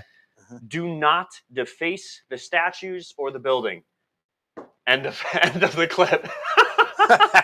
And the judge is like almost laughing. And they got the audio? Yes. That's fucking awesome, dude. So the judge at this point is like smirking up there, like, I know you didn't mean to play this. And then my attorney gets up and he's like, well, I'm really glad the prosecution chose to play this clip. Defense rests. The defense rests, Your Honor. They proved our case. So second day starts. Yeah. They bring up the officer I'm accused of assaulting. This is the key witness, right? Brian Adams. By the way, not long after. Not the Brian Adams, because I do a No, couple Brian I Adams do songs. like Brian Adams. I mean, maybe this guy should get out of law And it cuts enforcement, like a knife. he'd have a good career, maybe singing, or something. Maybe he could be a rock star. So anyway, star witness gets up on the stand, right, and he's perjuring himself. I mean, I can't really say perjury. I don't think. Well, maybe I can, because I think he knew, and we all knew, I didn't hurt this guy. Okay, right. He gets up on the stand, testifies, blah, blah, blah, blah, blah. Yes, he hurt me. Well, and the way the government tried to get around the fact that he had changed his story is they asked him, well, do you have a high pain tolerance? Well, yes, I do. Well, would you say that because you have a high pain tolerance, You really didn't consider this you didn't really, that maybe this did hurt, but you didn't really consider it as being painful? Well, yeah, that's basically, what happened. And yeah, I have a high pain tolerance. And I would say that of the injuries I had that day, this was the least serious of them, but it did hurt. Okay. So my attorney. Ow, Larry, don't put your fucking headphone near the microphone. Good God. So sorry about that. My attorney gets up and says, okay, Mr. Adams, do you remember? Oh, okay. I was going somewhere with a comment I started a second ago. This officer, after he changes his story in August, gets a job promotion. You think that had anything to do with the fact that he changed his story? No. Now he's working for ICE. Conspiracy theory. Come on. Okay. So my attorney gets up and he just says, Mr. Adams, do you remember such and such an interview on this day? You have to refresh my memory. Okay, it was with this FBI agent, Bob. So we go through this whole thing with every one of these 5 interviews. Fucking song and dance. Do you remember saying this was not painful? Well, yes, I do. Yeah. Oh, okay, so basically we're showing the judge, okay? And the judge is already annoyed on your side. He's annoyed. He's leaning towards us, I think, on maybe some of these issues. We think we have a very good chance of beating the fact. This accusation that I hurt this guy is total BS. It all was bullshit. Total BS. I hurt joke. exactly 0 people on that day. Nobody. 0. Okay? 0. So we think when this day wraps up that we've got this in the bag. We're maybe a little bit more concerned about the dangerous or deadly weapon piece because McFadden had he had kind of flip-flopped. He had ruled differently in different cases on whether something was or was not a dangerous or deadly weapon. So that one was a little bit more up in the air. We argued, all throughout the day, all I'm doing is I'm carrying it as a flagpole. That's what it is. It's not a weapon. But we think we've got a really good shot at winning this. So we come back on the 3rd day for the verdict. The judge is reading through his verdict and finds me not guilty of using a deadly or dangerous weapon. He said, nope, Mr. Rodgers consistently throughout the day is using this as a flagpole, not as a weapon. Right. Okay. Great. This is good. No matter the amount of pine tar in it, you were not using it as a bat. Right. And this is great news because this is the one piece we were a little less confident on because we thought McFadden could potentially go either way, depending on, who knows what. Right. So very happy to hear that news. And then he gets to the bodily injury piece and he basically says, well, as far as the bodily injury goes, I found the testimony of the officer to be credible. And you're guilty of causing bodily injury and blah, blah, blah, blah. So I think at that moment, when I hear that, I think I'm going to the DC gulag that day.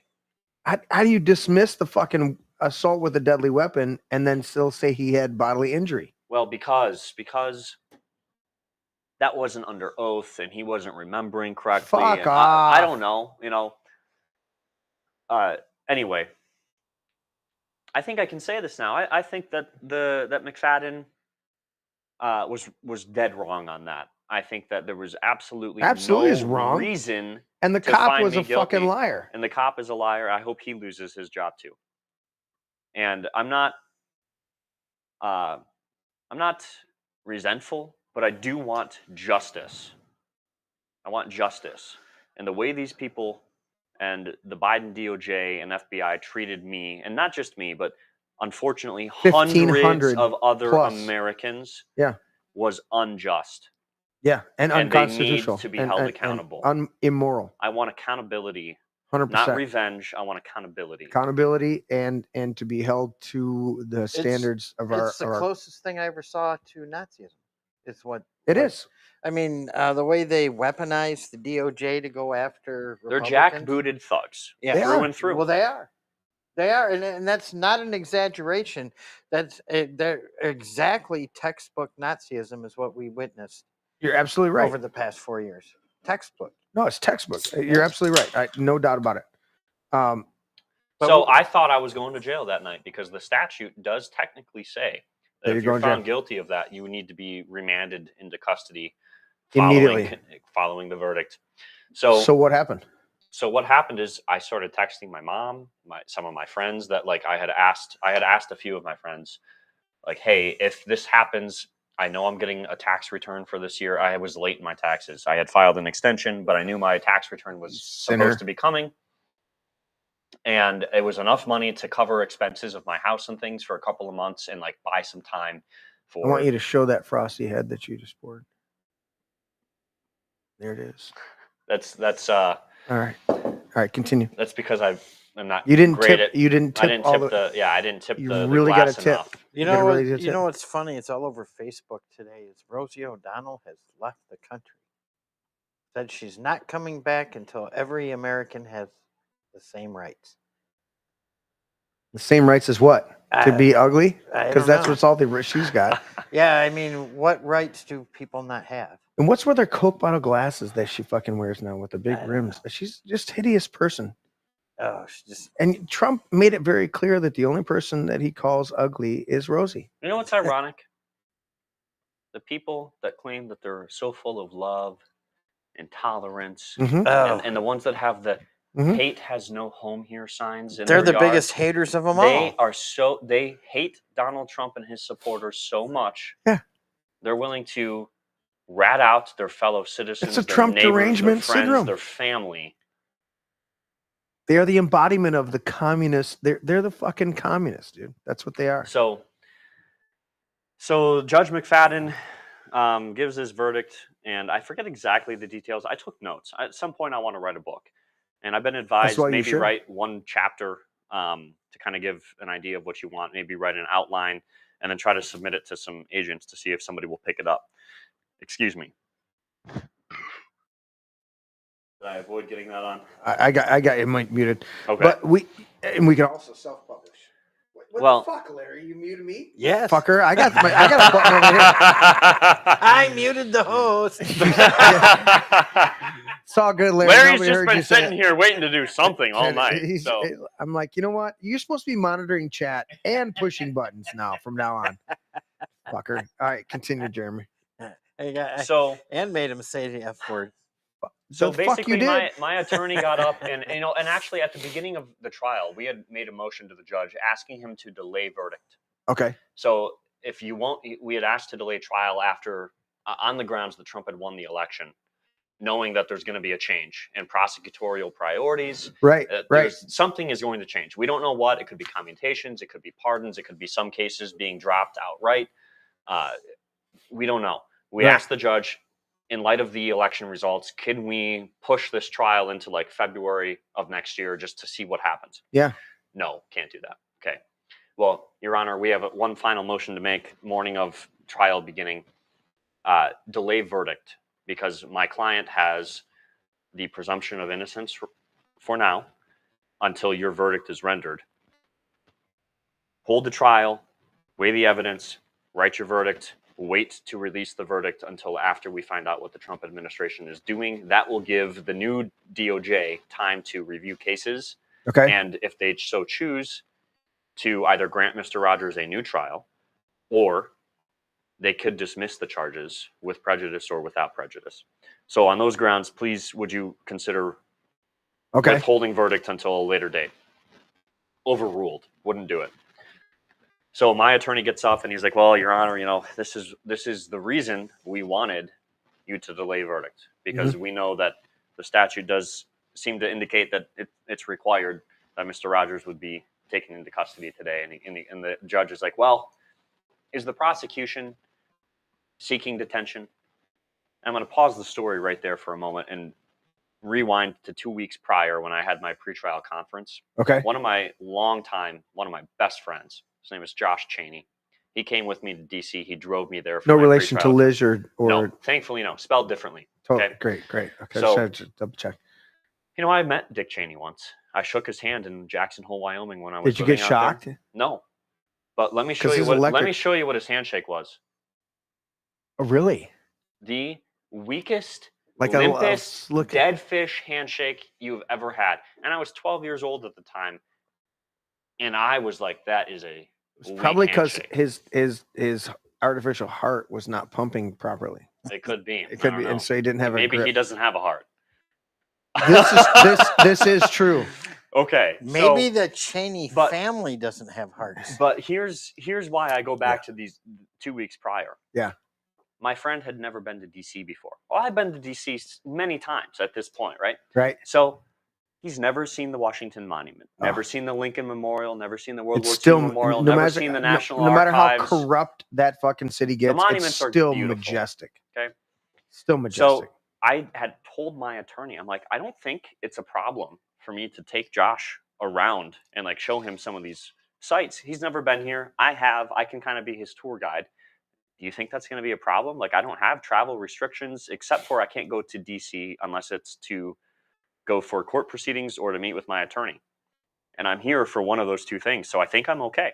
Right. Well, at the end of the pretrial conference, my attorney asked the judge, hey, Your Honor, Mr. Rodgers has a lifelong friend here with him, never been to the district. But at first, my attorney misspoke. And he said, Mr. Rodgers, has never been to DC before. And the judge goes, well, it's not his first time. Nice. Okay. But all of this to say, the judge basically, we asked permission. Hey, can Jeremy and his friend go see some of the sites tonight? Cruise Is that- around, check is that it going out. to be an issue? Right. He You asks, brought a buddy. He asks the prosecution. The judge does. Do you have any objections? The two prosecutors look at each other, blah, blah, blah, blah, blah, for like 5 seconds. No, Your Honor, that would be fine. Right. Okay. So apparently, 2 weeks prior to trial, does that mean? That's right. Push your phone. Just put. Or it's Larry's fucking phone in the middle of the table. It's somebody's phone. Could be my phone. I don't know. There, it cleared up a little bit. It's probably Mute your mic, Larry. You know what, Larry? It's probably your watch. No, mute me. Oh, it is you. Oh. How is it me? I don't know. This could be your. You know what? Maybe my connection got bumped. It's all right. Okay, well, anyway. So the point that I'm making is that 2 weeks prior, the prosecution had no problem with me just willy-nilly walking around Washington, D.C., walking into federal buildings. Okay. Okay? But the judge asks them at trial 2 weeks later, You got a problem with this? do you, well, that was at the pretrial conference, and they had said no problem for him to walk around, okay?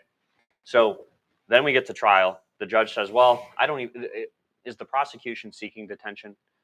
And the prosecutor basically says, yeah, well, yes, Your Honor, we are. And the judge says, okay, well, I'll entertain arguments for detention and against. Right. So they get up and basically try to back the judge in the corner and say, well, the statute says you have to. There's no question, like you have to detain him. I've My seen attorney- multiple federal trials Right. where you can report in 4 months to Yeah. handle your affairs. Yeah. So my attorney gets up and he's like, well, Your Honor, this is why we wanted you to delay a verdict so we could avoid this messy situation. Like, this is not great. Right. Obviously, Mr. Rodgers would like to be able to go home and spend Christmas with his family, blah, blah, blah, blah, blah. So the judge allows the prosecution to make their rebuttal argument. They get the final argument before he renders a decision. And they're going on and basically trying to insist that the judge has to detain me. Okay. And at this point, right, this is going on for about 15 minutes. I think I'm going to prison today. Right. I'm texting You're like friends, taking texting your watch family, off, like, you're- okay, here's what you need to do. Yeah. Here's how you need to handle my affairs. I've already had a friend who's an estate planning attorney make my mother my power of attorney, so she has access to my finances. She can do whatever Right, she needs to right. do to get my affairs in order, maybe rent my house so I can keep my house, and for who knows how, I don't know how long I'm going to be sentenced to. Right. Probably 3 to 4 years is what I was looking at. Right. So, but the judge ultimately interrupts the prosecution and just says, okay, I'm overruling you.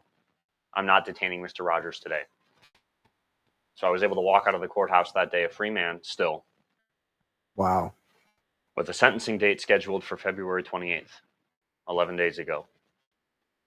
Had I not been pardoned 11 days ago, I would have gone to D.C. for a sentencing hearing, and I would have been taken into custody and been in prison for the past 11 days.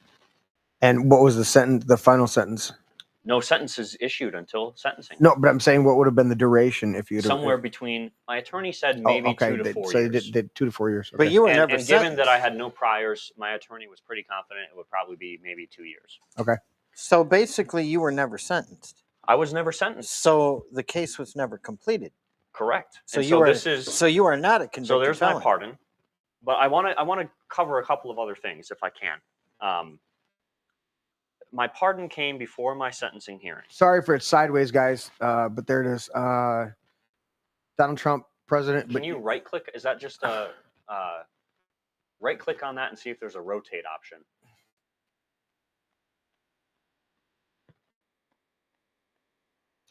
I don't see it. Oh, that's too bad.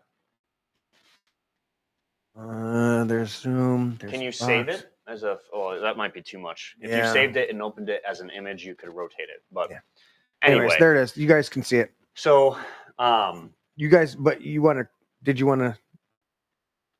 Oh, I'll talk about this in a minute. Okay. But because my pardon came on January 20th before sentencing, the new U.S. Attorney for the District of Columbia filed a motion to dismiss my case with prejudice, and Judge McFadden signed off on it. Nice. Which means the charges can never be brought again. Okay. No official conviction is on my record. Because you got the pardon. All right. So if it's dismissed with prejudice, that's all right. Static happens. Dismissed with prejudice means everything's wireless. It's gone, and it cannot be brought back. I know, but it's the idea of dismiss with prejudice with the. I'm just trying to think about this dynamic, and I don't want to belabor this, but it's just dismissed with prejudice because he was issued the pardon. It's like issuing the pardon automatically dismisses it with prejudice. No, it doesn't. No, because if I had been sentenced, I would have had so my case is unique. Okay. So those J6 defendants. So you're saying because you got a pardon. The J6 defendants who were convicted, sentenced, spent time in prison or community service or at home arrest or whatever it was, even with the pardon, they have a felony conviction on their record for the rest of their lives. With the pardon? Yep. A pardon does not clear your record. Which the one? What? There's 4 different levels. What's the one that clears you completely? There isn't one. There isn't one. I got the highest level, I believe. The highest level pardon that there is. A full presidential pardon. The crime will always stay on your record, but it doesn't affect you. This just absolves you of the consequences. You get back full civil liberties restored. Correct. But if you apply for a job and you're a January 6th defendant who was sentenced, you have to disclose that you were convicted of a felony. Okay. Because I was pardoned before sentencing, do not. And so I would say I'm blessed. That's huge. And this is something I want to get to. That's huge. I believe that God was at work. And I will tell you, I did not handle the stress and anxiety of what I was going through. I did not always handle it the right way. Right. I made some poor choices in the process. I went through a period of time where I felt a little bit nihilistic. Like, what even matters anymore? Nothing matters. I'm going to prison. Who knows what that's going to be like? Yeah. My life is destroyed. I will never be able to do any of the things that I had hoped and dreamed of doing. I'm just going to do whatever the heck I want, and what does it matter? So I made some poor choices. I was angry for a time with God. While you're talking, I'm gonna let Larry sign over there. Okay. He's gonna go. I was angry with God for a time. Mm-hmm. I can't tell you how many nights I was the last person in my office at our Barry Insurance Agency, and I was face down on the floor praying and asking God to spare me from this nightmare. 100%. And he didn't. And I didn't know why. And because you can be here today on this testimony. I was frustrated, and I did not respond well to that. Yeah. But I believe that God was with me.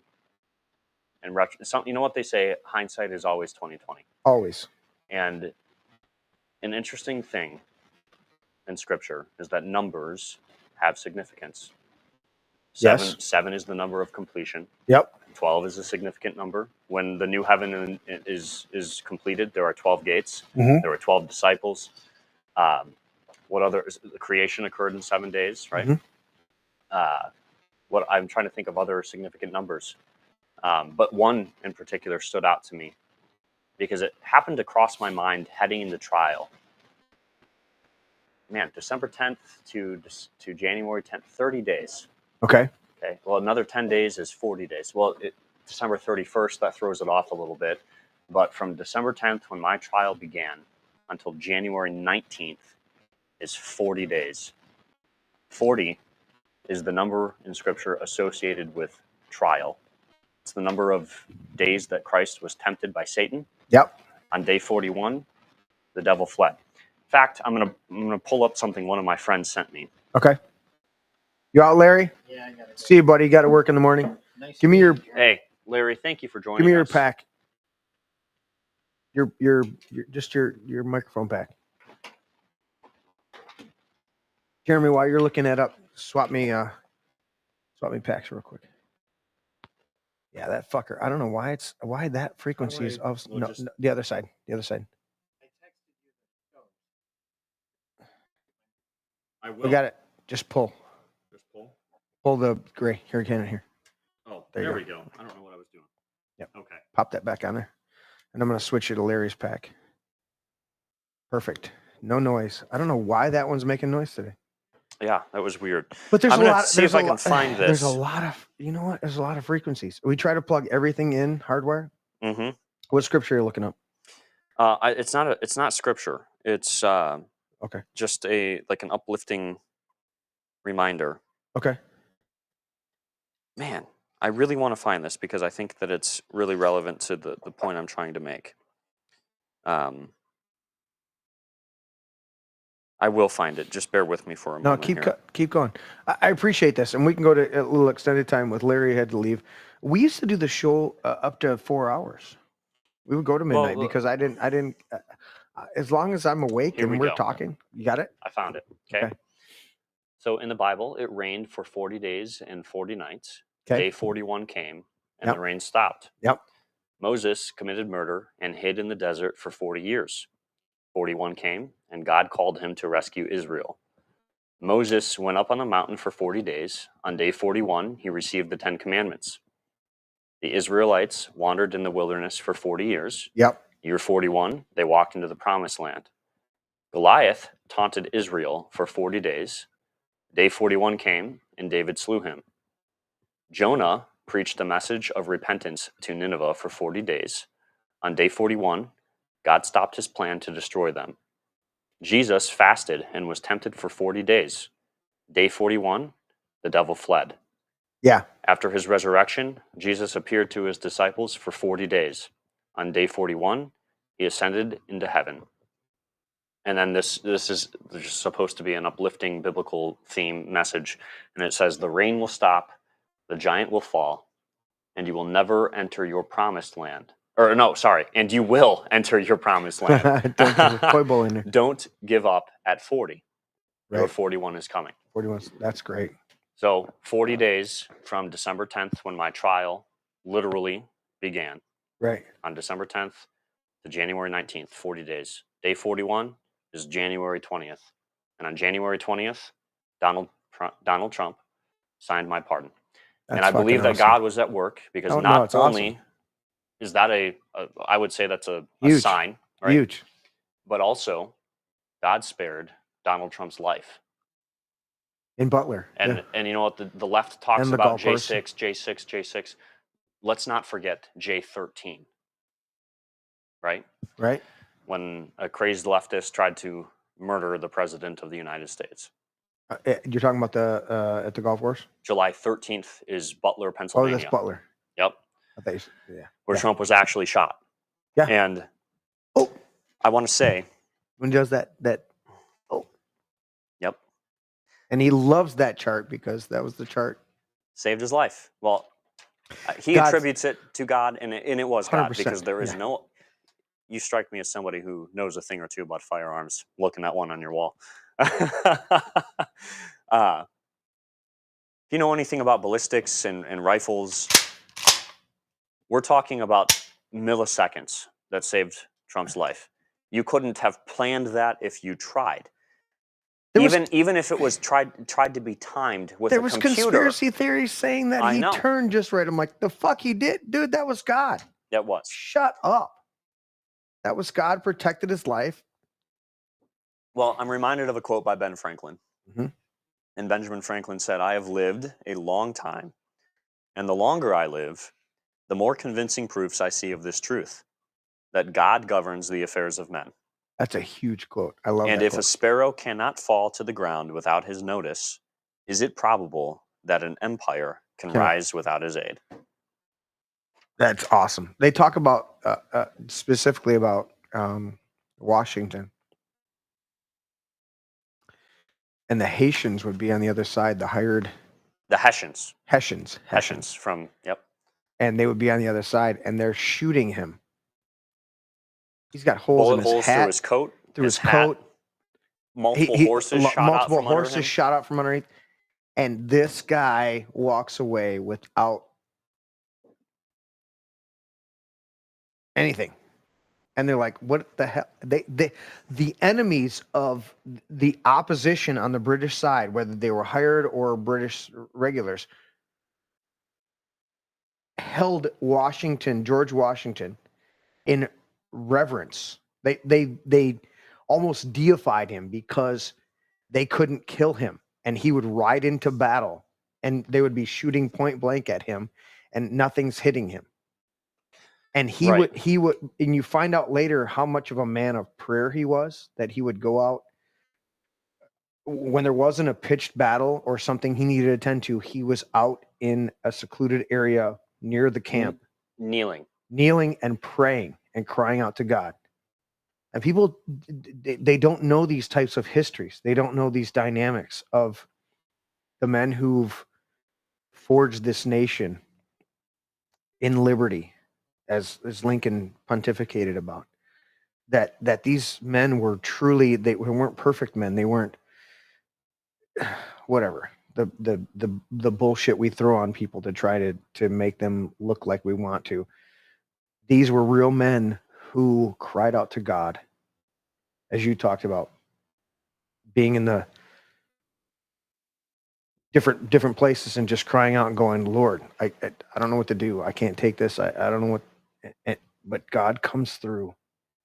And as you just quoted from Ben Franklin, if a sparrow falls, you don't think a nation can rise without God knowing exactly what's going on and orchestrating it and directing people? He'll use your enemies to do stupid shit in order to make you better. Well, look at what Joseph went through. His own brothers sold him into slavery. Wanted him dead. And he's like, you don't even recognize me. And God used their hatred of him to save them from famine. Dude, how does he end up in the prison with the cupbearer and the cook if Potiphar's wife doesn't try to seduce him and steal his robe? Right. The succession of being in the pit, of being falsely accused and ending up in the royal prison, to then interpret the dreams of the the Most baker powerful man and the cupbearer, and then ultimately the most powerful man in the world at that time. and the Pharaoh hands him his ring and says, "You're second only to me. Do whatever the fuck you need to do because I want you to take care of the country." And so I don't know why. Oh, I know. I was spared. And let me tell you, there are stronger and better Americans than me. Many of them. That's humility speaking. Some of them yeah, are other J6ers who spent years in prison. Yeah. I never had to do that, thank God. But at this point, my wife and I are separated. We are getting divorced. And, I could sit here and tell you, oh, she did this, and this. But I think that's a bad look. I also did this, and this. Well, you said you checked out. You checked out. And I did check out. I honestly believe both of us contributed to the collapse or whatever other word you might prefer of the relationship, but we're getting divorced. Largely as a result of all of the things that have happened over the last 3.5, 4 years now. Yeah. But you know what? At the end of the day, I do trust that things will work out the way they're supposed to. Yeah. And one thing I can say is that despite questioning God for a time, my faith has grown stronger. And I can see that no matter what the circumstances are, He is in control. Yeah. And that He has a plan. And so now I'm just trying to figure out what's next. I got to find a job. I don't have a full-time job yet. Yeah. I got bills to pay. I'm behind. And honestly, I don't think that and I teach, I told you that I did full-time ministry for 7-8 years. I don't think that questioning God, I'm an advocate of questioning God. If I'm the creation and you're the creator, then the number one thing that I should be doing on a regular basis, not in a place of animosity or a place of resentment or a place of contention, but in a place of discovery, a place of exploration, I should be questioning constantly. And especially when you're in the hard times, especially, it's James chapter 1, the testing of your faith develops perseverance. But the literal phrase there, it says, we read it in King James or The NIV trying of or your New. faith worketh patience. Well, it says, yeah. So the testing of your faith develops perseverance, right? Yeah. But the phrase before that, it says, NIV renders it, consider it pure joy. Well, it's an incorrect. Call it all, consider it all joy, right, my brothers, when you fall into diverse temptations. Correct. For the testing I'm of not your a KJV only guy, Yeah, but no, I no. memorized it in the King James Version. So in the NIV, it says, consider it pure joy, right? Yep. Either way, when you go to the Greek, it literally those two words in there, it means the word consider is the Greek word that's most important here. It literally means command with absolute authority. Doesn't mean consider it, think about it, maybe kind of figure it out. No, it's command with absolute authority, joy. Why? Because the joy of the Lord is our strength. So if I command with absolute authority, joy over the testing of my faith, then I'm invoking joy. I'm standing there saying, I will choose at this moment to put a smile on my face and push through this because I know the testing of my faith is going to develop me and bring me to a place of maturity. I have to do this. I have to push through this. And you may not be able to articulate the principle of that, but somebody who's gone through what you've gone through and other people, and you are very unique as you as a human being, but your situation, along with a lot of other J6ers, is they've come to a place of deeper faith through this experience because they've been railroaded, wrongly charged, treated horribly by a government that is supposed to uphold the rights of we the people. So in that general category, you're not unique, but in your situation, you are extremely unique. But all of them are looking at saying, we've grown closer to God. We've drawn closer to God. And whether you know the principle or the dynamics of the Greek, foundation of that, either way, the idea in James is you're commanding with absolute authority joy. And it doesn't feel joyful all the time. But joy is not happiness. Happiness is laughter in the moment. Happiness is defined by happenings. Correct. Joy is found in the Lord. Joy is found in the Lord, and joy and thankfulness work hand to hand. When you go, Lord, you know what? This is a shit situation, and I'm not sure I wanted to be here, but I'm happy.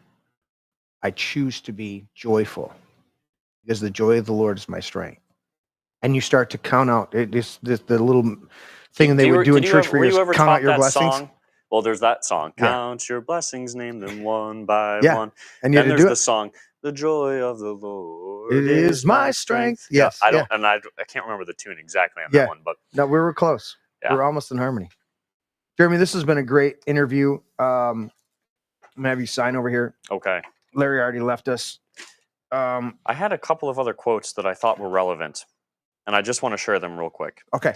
Thomas Jefferson as your final thought as you're signing. Do you have a pen that you want me to sign with? Whatever any one of you, these? yeah, pick a good color. I'm using blue tonight. Larry used red, okay. Or I was using not blue. I was using purple. Okay, I'm gonna use blue. There you go.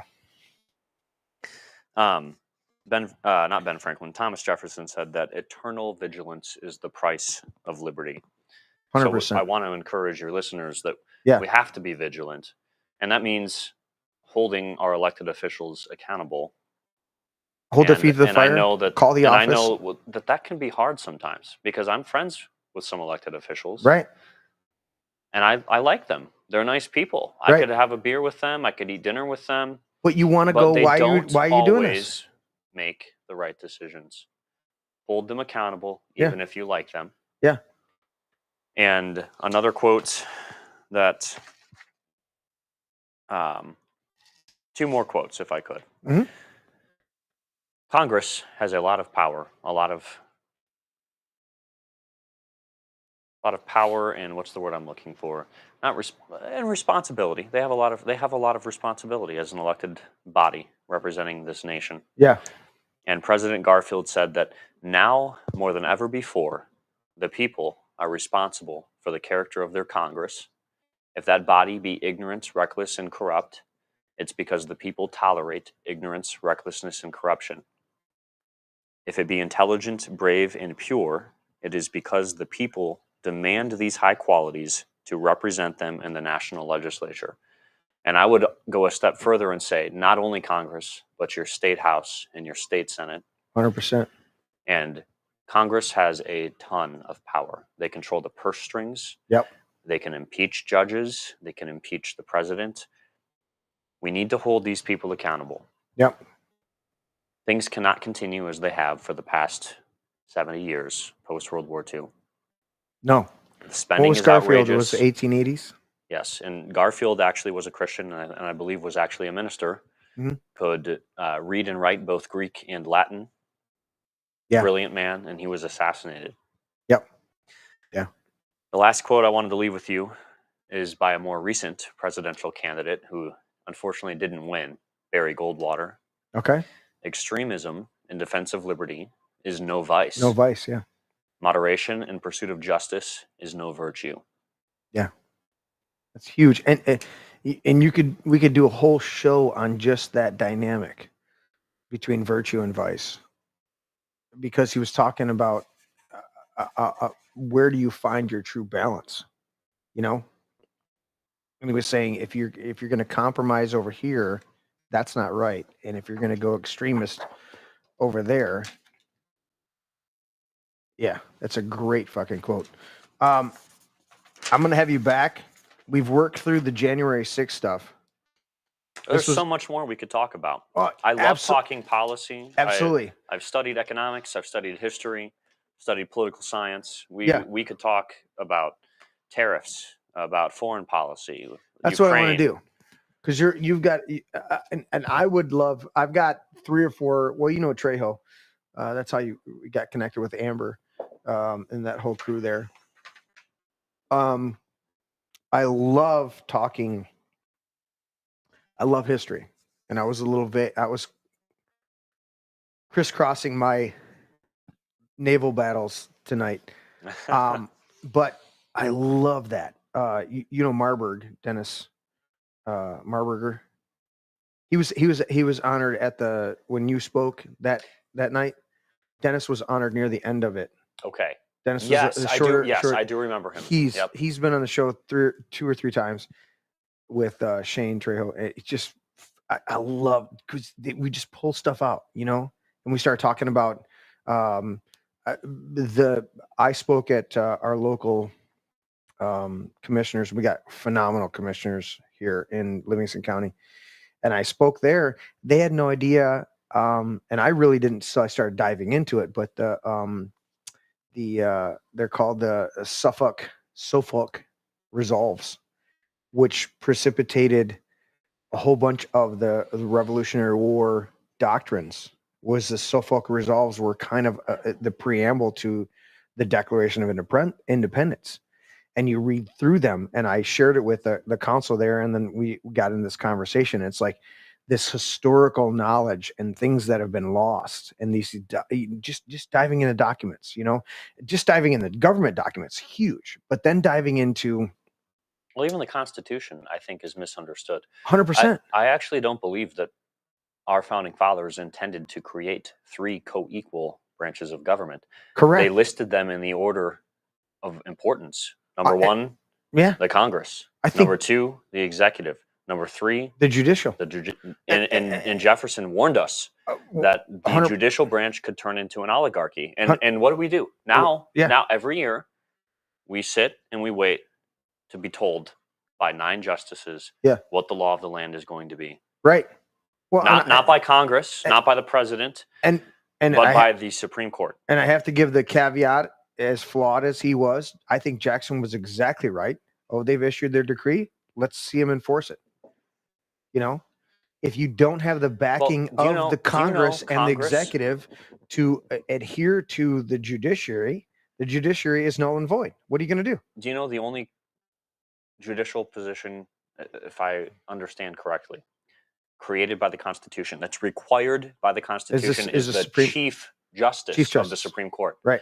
Today, Congress could say, we're eliminating 8 of the 9 Supreme Court justices. Not only that, we're eliminating the entire federal judiciary. Exactly. They create the entire and that's federal being judiciary. bandied right now.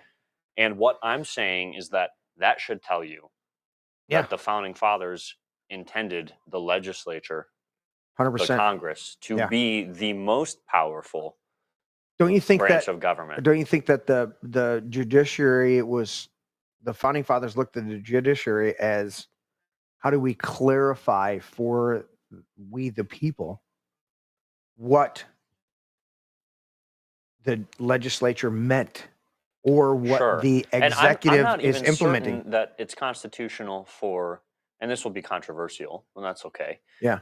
It's been debated and argued, but Marbury versus Madison is the Supreme Court decision that established the principle of judicial review, which is giving the Supreme Court the power to declare something constitutional or not. That was not a power, if you read the Constitution, that was actually given to the Supreme Court. It's one they seized. Well, and going down that line, we could go down that for quite a while. Roe versus Wade was held up as the law of the land for the longest time, and it was never. This is one thing I argued from the time that I was aware of it. This was never legislated. How are you saying that Roe versus Wade is the law of the land when it was never legislated from the legislature, the lawgivers, and implemented by the executive, the president, the administration of the president, whatever administration was there, in 72 as Nixon. The judiciary just automatically decides that Roe versus Wade is the thing. And now Trump truly turned it back and said, with the justices he appointed, this should have never been here. It's going back to the state's issues, and now these state's issues go back. So it's huge. A couple more quotes. Okay. A couple more quotes, and I won't keep you all night. I promise. I added to Garfield's quote, not just about the national legislature, that I thought his quote was true, but also about our state legislatures. The 10th Amendment gives every power not listed specifically to the Congress, to the federal government. It's reserved by the states. By the states and states the people are sovereign. 100%. And I believe that there was a Supreme Court decision. I could probably look it up and find it, but it'll take too much time. I believe there was a Supreme Court decision where one of the Supreme Court justices famously had said something along the lines of, well, the states are sovereign. They need to act like it. Mm-hmm. Our state legislatures have a lot of power, and James Madison had written that it's the duty. I'm trying to find this quote. While you're finding it, I want to clarify two things while you're finding it. Yep. We changed. I think it's the biggest failure of the Lincoln. Lincoln, brought us through the Revolution or the Civil War, but his failure was that we moved from being these United States to the United States, where it became a corporation. As much as he fought against the banks at that time, and was Jacksonian in that mindset of not having a central banking controlling everything, he still succumbed to that. And I think that's one of the failures, is losing the sovereignty of the individual states. Because I agree with you. Yeah. And I know that I wrote this in. Okay, here it is. So James Madison was talking about the 10th Amendment and the power that states had. Okay. And he said that it is the duty of the state legislature to, quote, interpose for arresting the progress of evil and for maintaining within their respective limits the authorities, rights, and liberties appertaining to them. Okay. So it's the duty of the state legislature to interpose itself between the people of their state and the federal government. Madison envisioned an act, if you will, to use a term applied to the judiciary, an activist legislature, a state legislature that's essentially telling the federal government to back the fuck up. Yeah, when it's necessary to do so. The two things that the federal legislature was in charge of was the treaties and alliances and national defense. Exactly. And everything beyond that scope is really unconstitutional. Oh, what about the general welfare? Then you go back to Webster's 18. Well, you actually need to go further back. My opinion, there are those who would disagree with me. Much of the legalese or the understanding of the words that were used in both the Declaration and the Constitution, you need to understand they were relying largely on William Blackstone, famous attorney. Blackstone's, I think he wrote a book called Commentaries on the Law and something. I don't know. Yeah. But most of the attorneys at the time who were practicing law had read Blackstone's commentaries. Right. And a lot of their thought processes were shaped by Blackstone. 100%. So you need to understand Blackstone. Yes. And I don't. I'm saying that as somebody, I've done a little bit of reading and a little bit of research. And I've got one over there. I've got a Webster's 1812 hard copy, but I've got two different websites that have the Webster's 1812. And the reason I bring up Webster's 1812 is because it was compiled and published 1812. But this is, 50 to 100 years of compiling it. Right. The same way the original,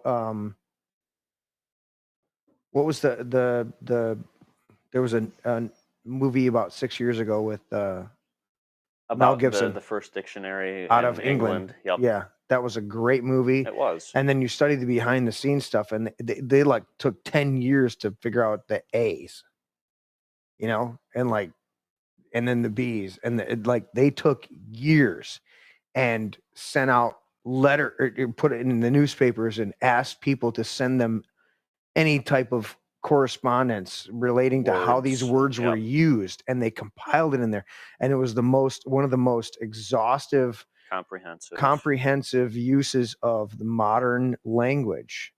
And that's a dynamic that people lose is listen, it may be how you, and that's where the commentary on this, right? The gentleman you just mentioned. It's specifically helpful for understanding legal definitions in the 100%. context at the time. That's why we have a legal document, right? That's why when I study Greek, I go back to a lot of ancient Greek texts that are cited in the lexicons that I use, because you can look at a straight up definition, but is the straight up definition incorporating the vernacular and the usage in you have to have that more context, moment? Right? Yes, in that moment, in that society, right? You can find in Midland, you're going to have, I guarantee you're going to have phrases in Midland, up in the Saginaw, Bay City, Midland area. You're going to have phrases up there because of Dow, because of industry, because of the sugar beets, because of everything that goes on in that area. You're going to have some phrases that people use, not extremely out of bounds, but you're going to have phrases that people use up there that are unique, maybe just slightly unique, but they're unique to that area because of the industries, because of the farming, because of the production that's coming out of there, because of the societies that are coming out of there. And I was in a couple of different bands, and we played Bay City, Saginaw. We toured, and so I'm saying that from experiences. There's a couple phrases up there. There's some nuances up there that you can use, that you can say, that people get. When you come down to Detroit, different phrases, and they might not get that.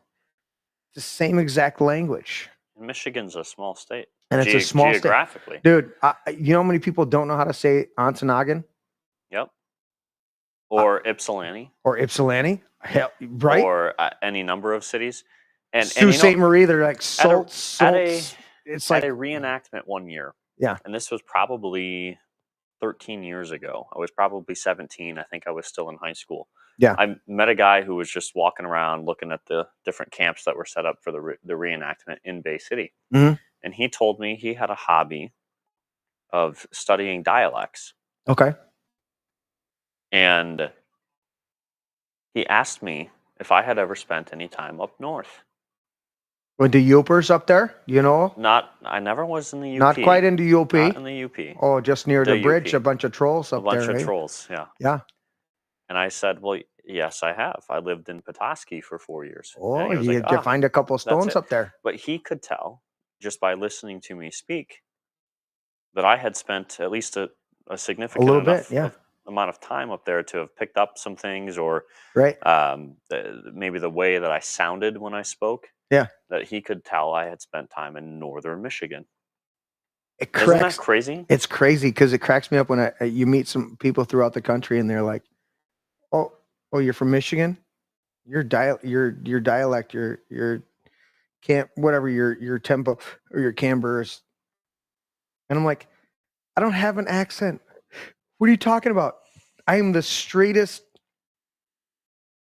I do impressions of other people talking, and you're telling me that somehow I have a vernacular? Listen, man, if you're from the South, you got a drawl that's apparent. I know what you're saying. And they're like, "No, we can hear you from Michigan." I'm like, it's Michigan. Pronounce it correctly. And I fuck with them. Anyways. Hey, everybody, this has been a great conversation, Jeremy. I appreciate it so much. Thank you for having me. I'm going to have you back just to talk politics and life. This was, I think this last 5-10 minutes was the highlight, because we got into some real just back and forth conversation, but your whole story is phenomenal. Well, thank you for letting me share it. Dude, you know, it's sometimes you drop in 3 years where I couldn't even talk about it.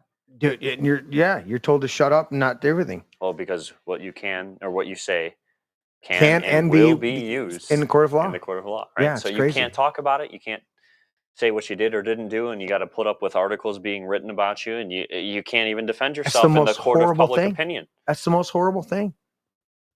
And they should be the judges in every court case should be your number one advocate instead of they're golfing with the fucking prosecutors. They're not supposed to be there to judge. You had a bench trial. They're not supposed to be there to judge you. They're supposed to be there to clarify to the jury. They're supposed to be a referee between the jury and the prosecutor. Right. They're not supposed to be adjudicating on your case. They're supposed to be clarifying the legal parameters in which they operate. Well, and but then you take a look at what was that judge in the Trump case that was basically telling the jury that they had to find him guilty of. Oh yeah. It's all bullshit. Mershon. Yeah. Mershon. And it was 39 counts from AI. 34 counts of AI. Like they plugged it in the computer and the computer spit out shit, and you read through them and you're like, these are fucking they made shit. Up crimes. They were but they had to literally extend, made up crimes. They had to extend statutes to make it work. Yep. Yeah. Hey, everybody out there, I appreciate you guys tuning in. I appreciate Jeremy being here. This is Jeremy and Jeremy ending out the show. J&J. Quit talking to yourself, Jeremy. I'm trying. Like, share, and subscribe. Do all that stuff. Appreciate you guys tuning in tonight. We went long, but it was a great conversation. So listen, if I didn't have to pee, I wouldn't even cut it short right now. But he took a piss break and I didn't. I was monitoring everything that was going on. I see Cindy Shorty's showing in. Hello, Jeremy's, both Jeremy's. Appreciate you guys. Thanks everybody for being in chat. Hope you guys had fun doing that because you pontificated your own ideas while you were in chat. But look, like, share, and subscribe. You want to support the show, go over to thealexjonesstore.com/this is my brain. It's not complicated. And there are great products over there. I use them all the time. I will definitely have Mr. Rodgers back over here. I'm going to make him wear a sweater next time and keeping with that and change his shoes. Yeah, you're going to change your shoes. That's a joke. But like, share, and subscribe. Do all that shit. Love you guys. Appreciate you tuning in. This was a little bit different on a Tuesday night. We usually do a little bit of a rant, but tonight we did an interview because you were available, and I appreciate you coming on. And so we will talk to you guys next time. Keep up the good fight. God bless.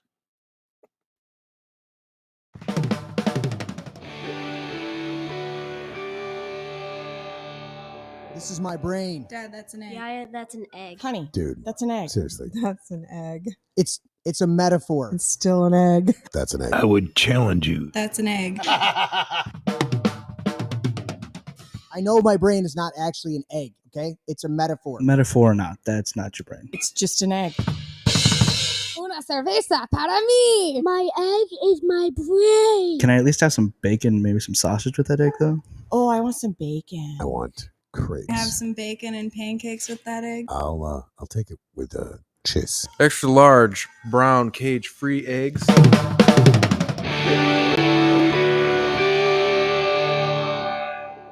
Can I have your brain with hot cakes? A little sausage and a little toast and potato. That would be great. Does it have antibiotics? I don't know, man. I'm not good at this shit. Well, they got to be able to resist some diseases. You resist the disease. Has it got any hormones? Maybe. It's cage free. Vegetarian? Maybe. Are they vegan? No, I eat steak. Never apologize and never explain.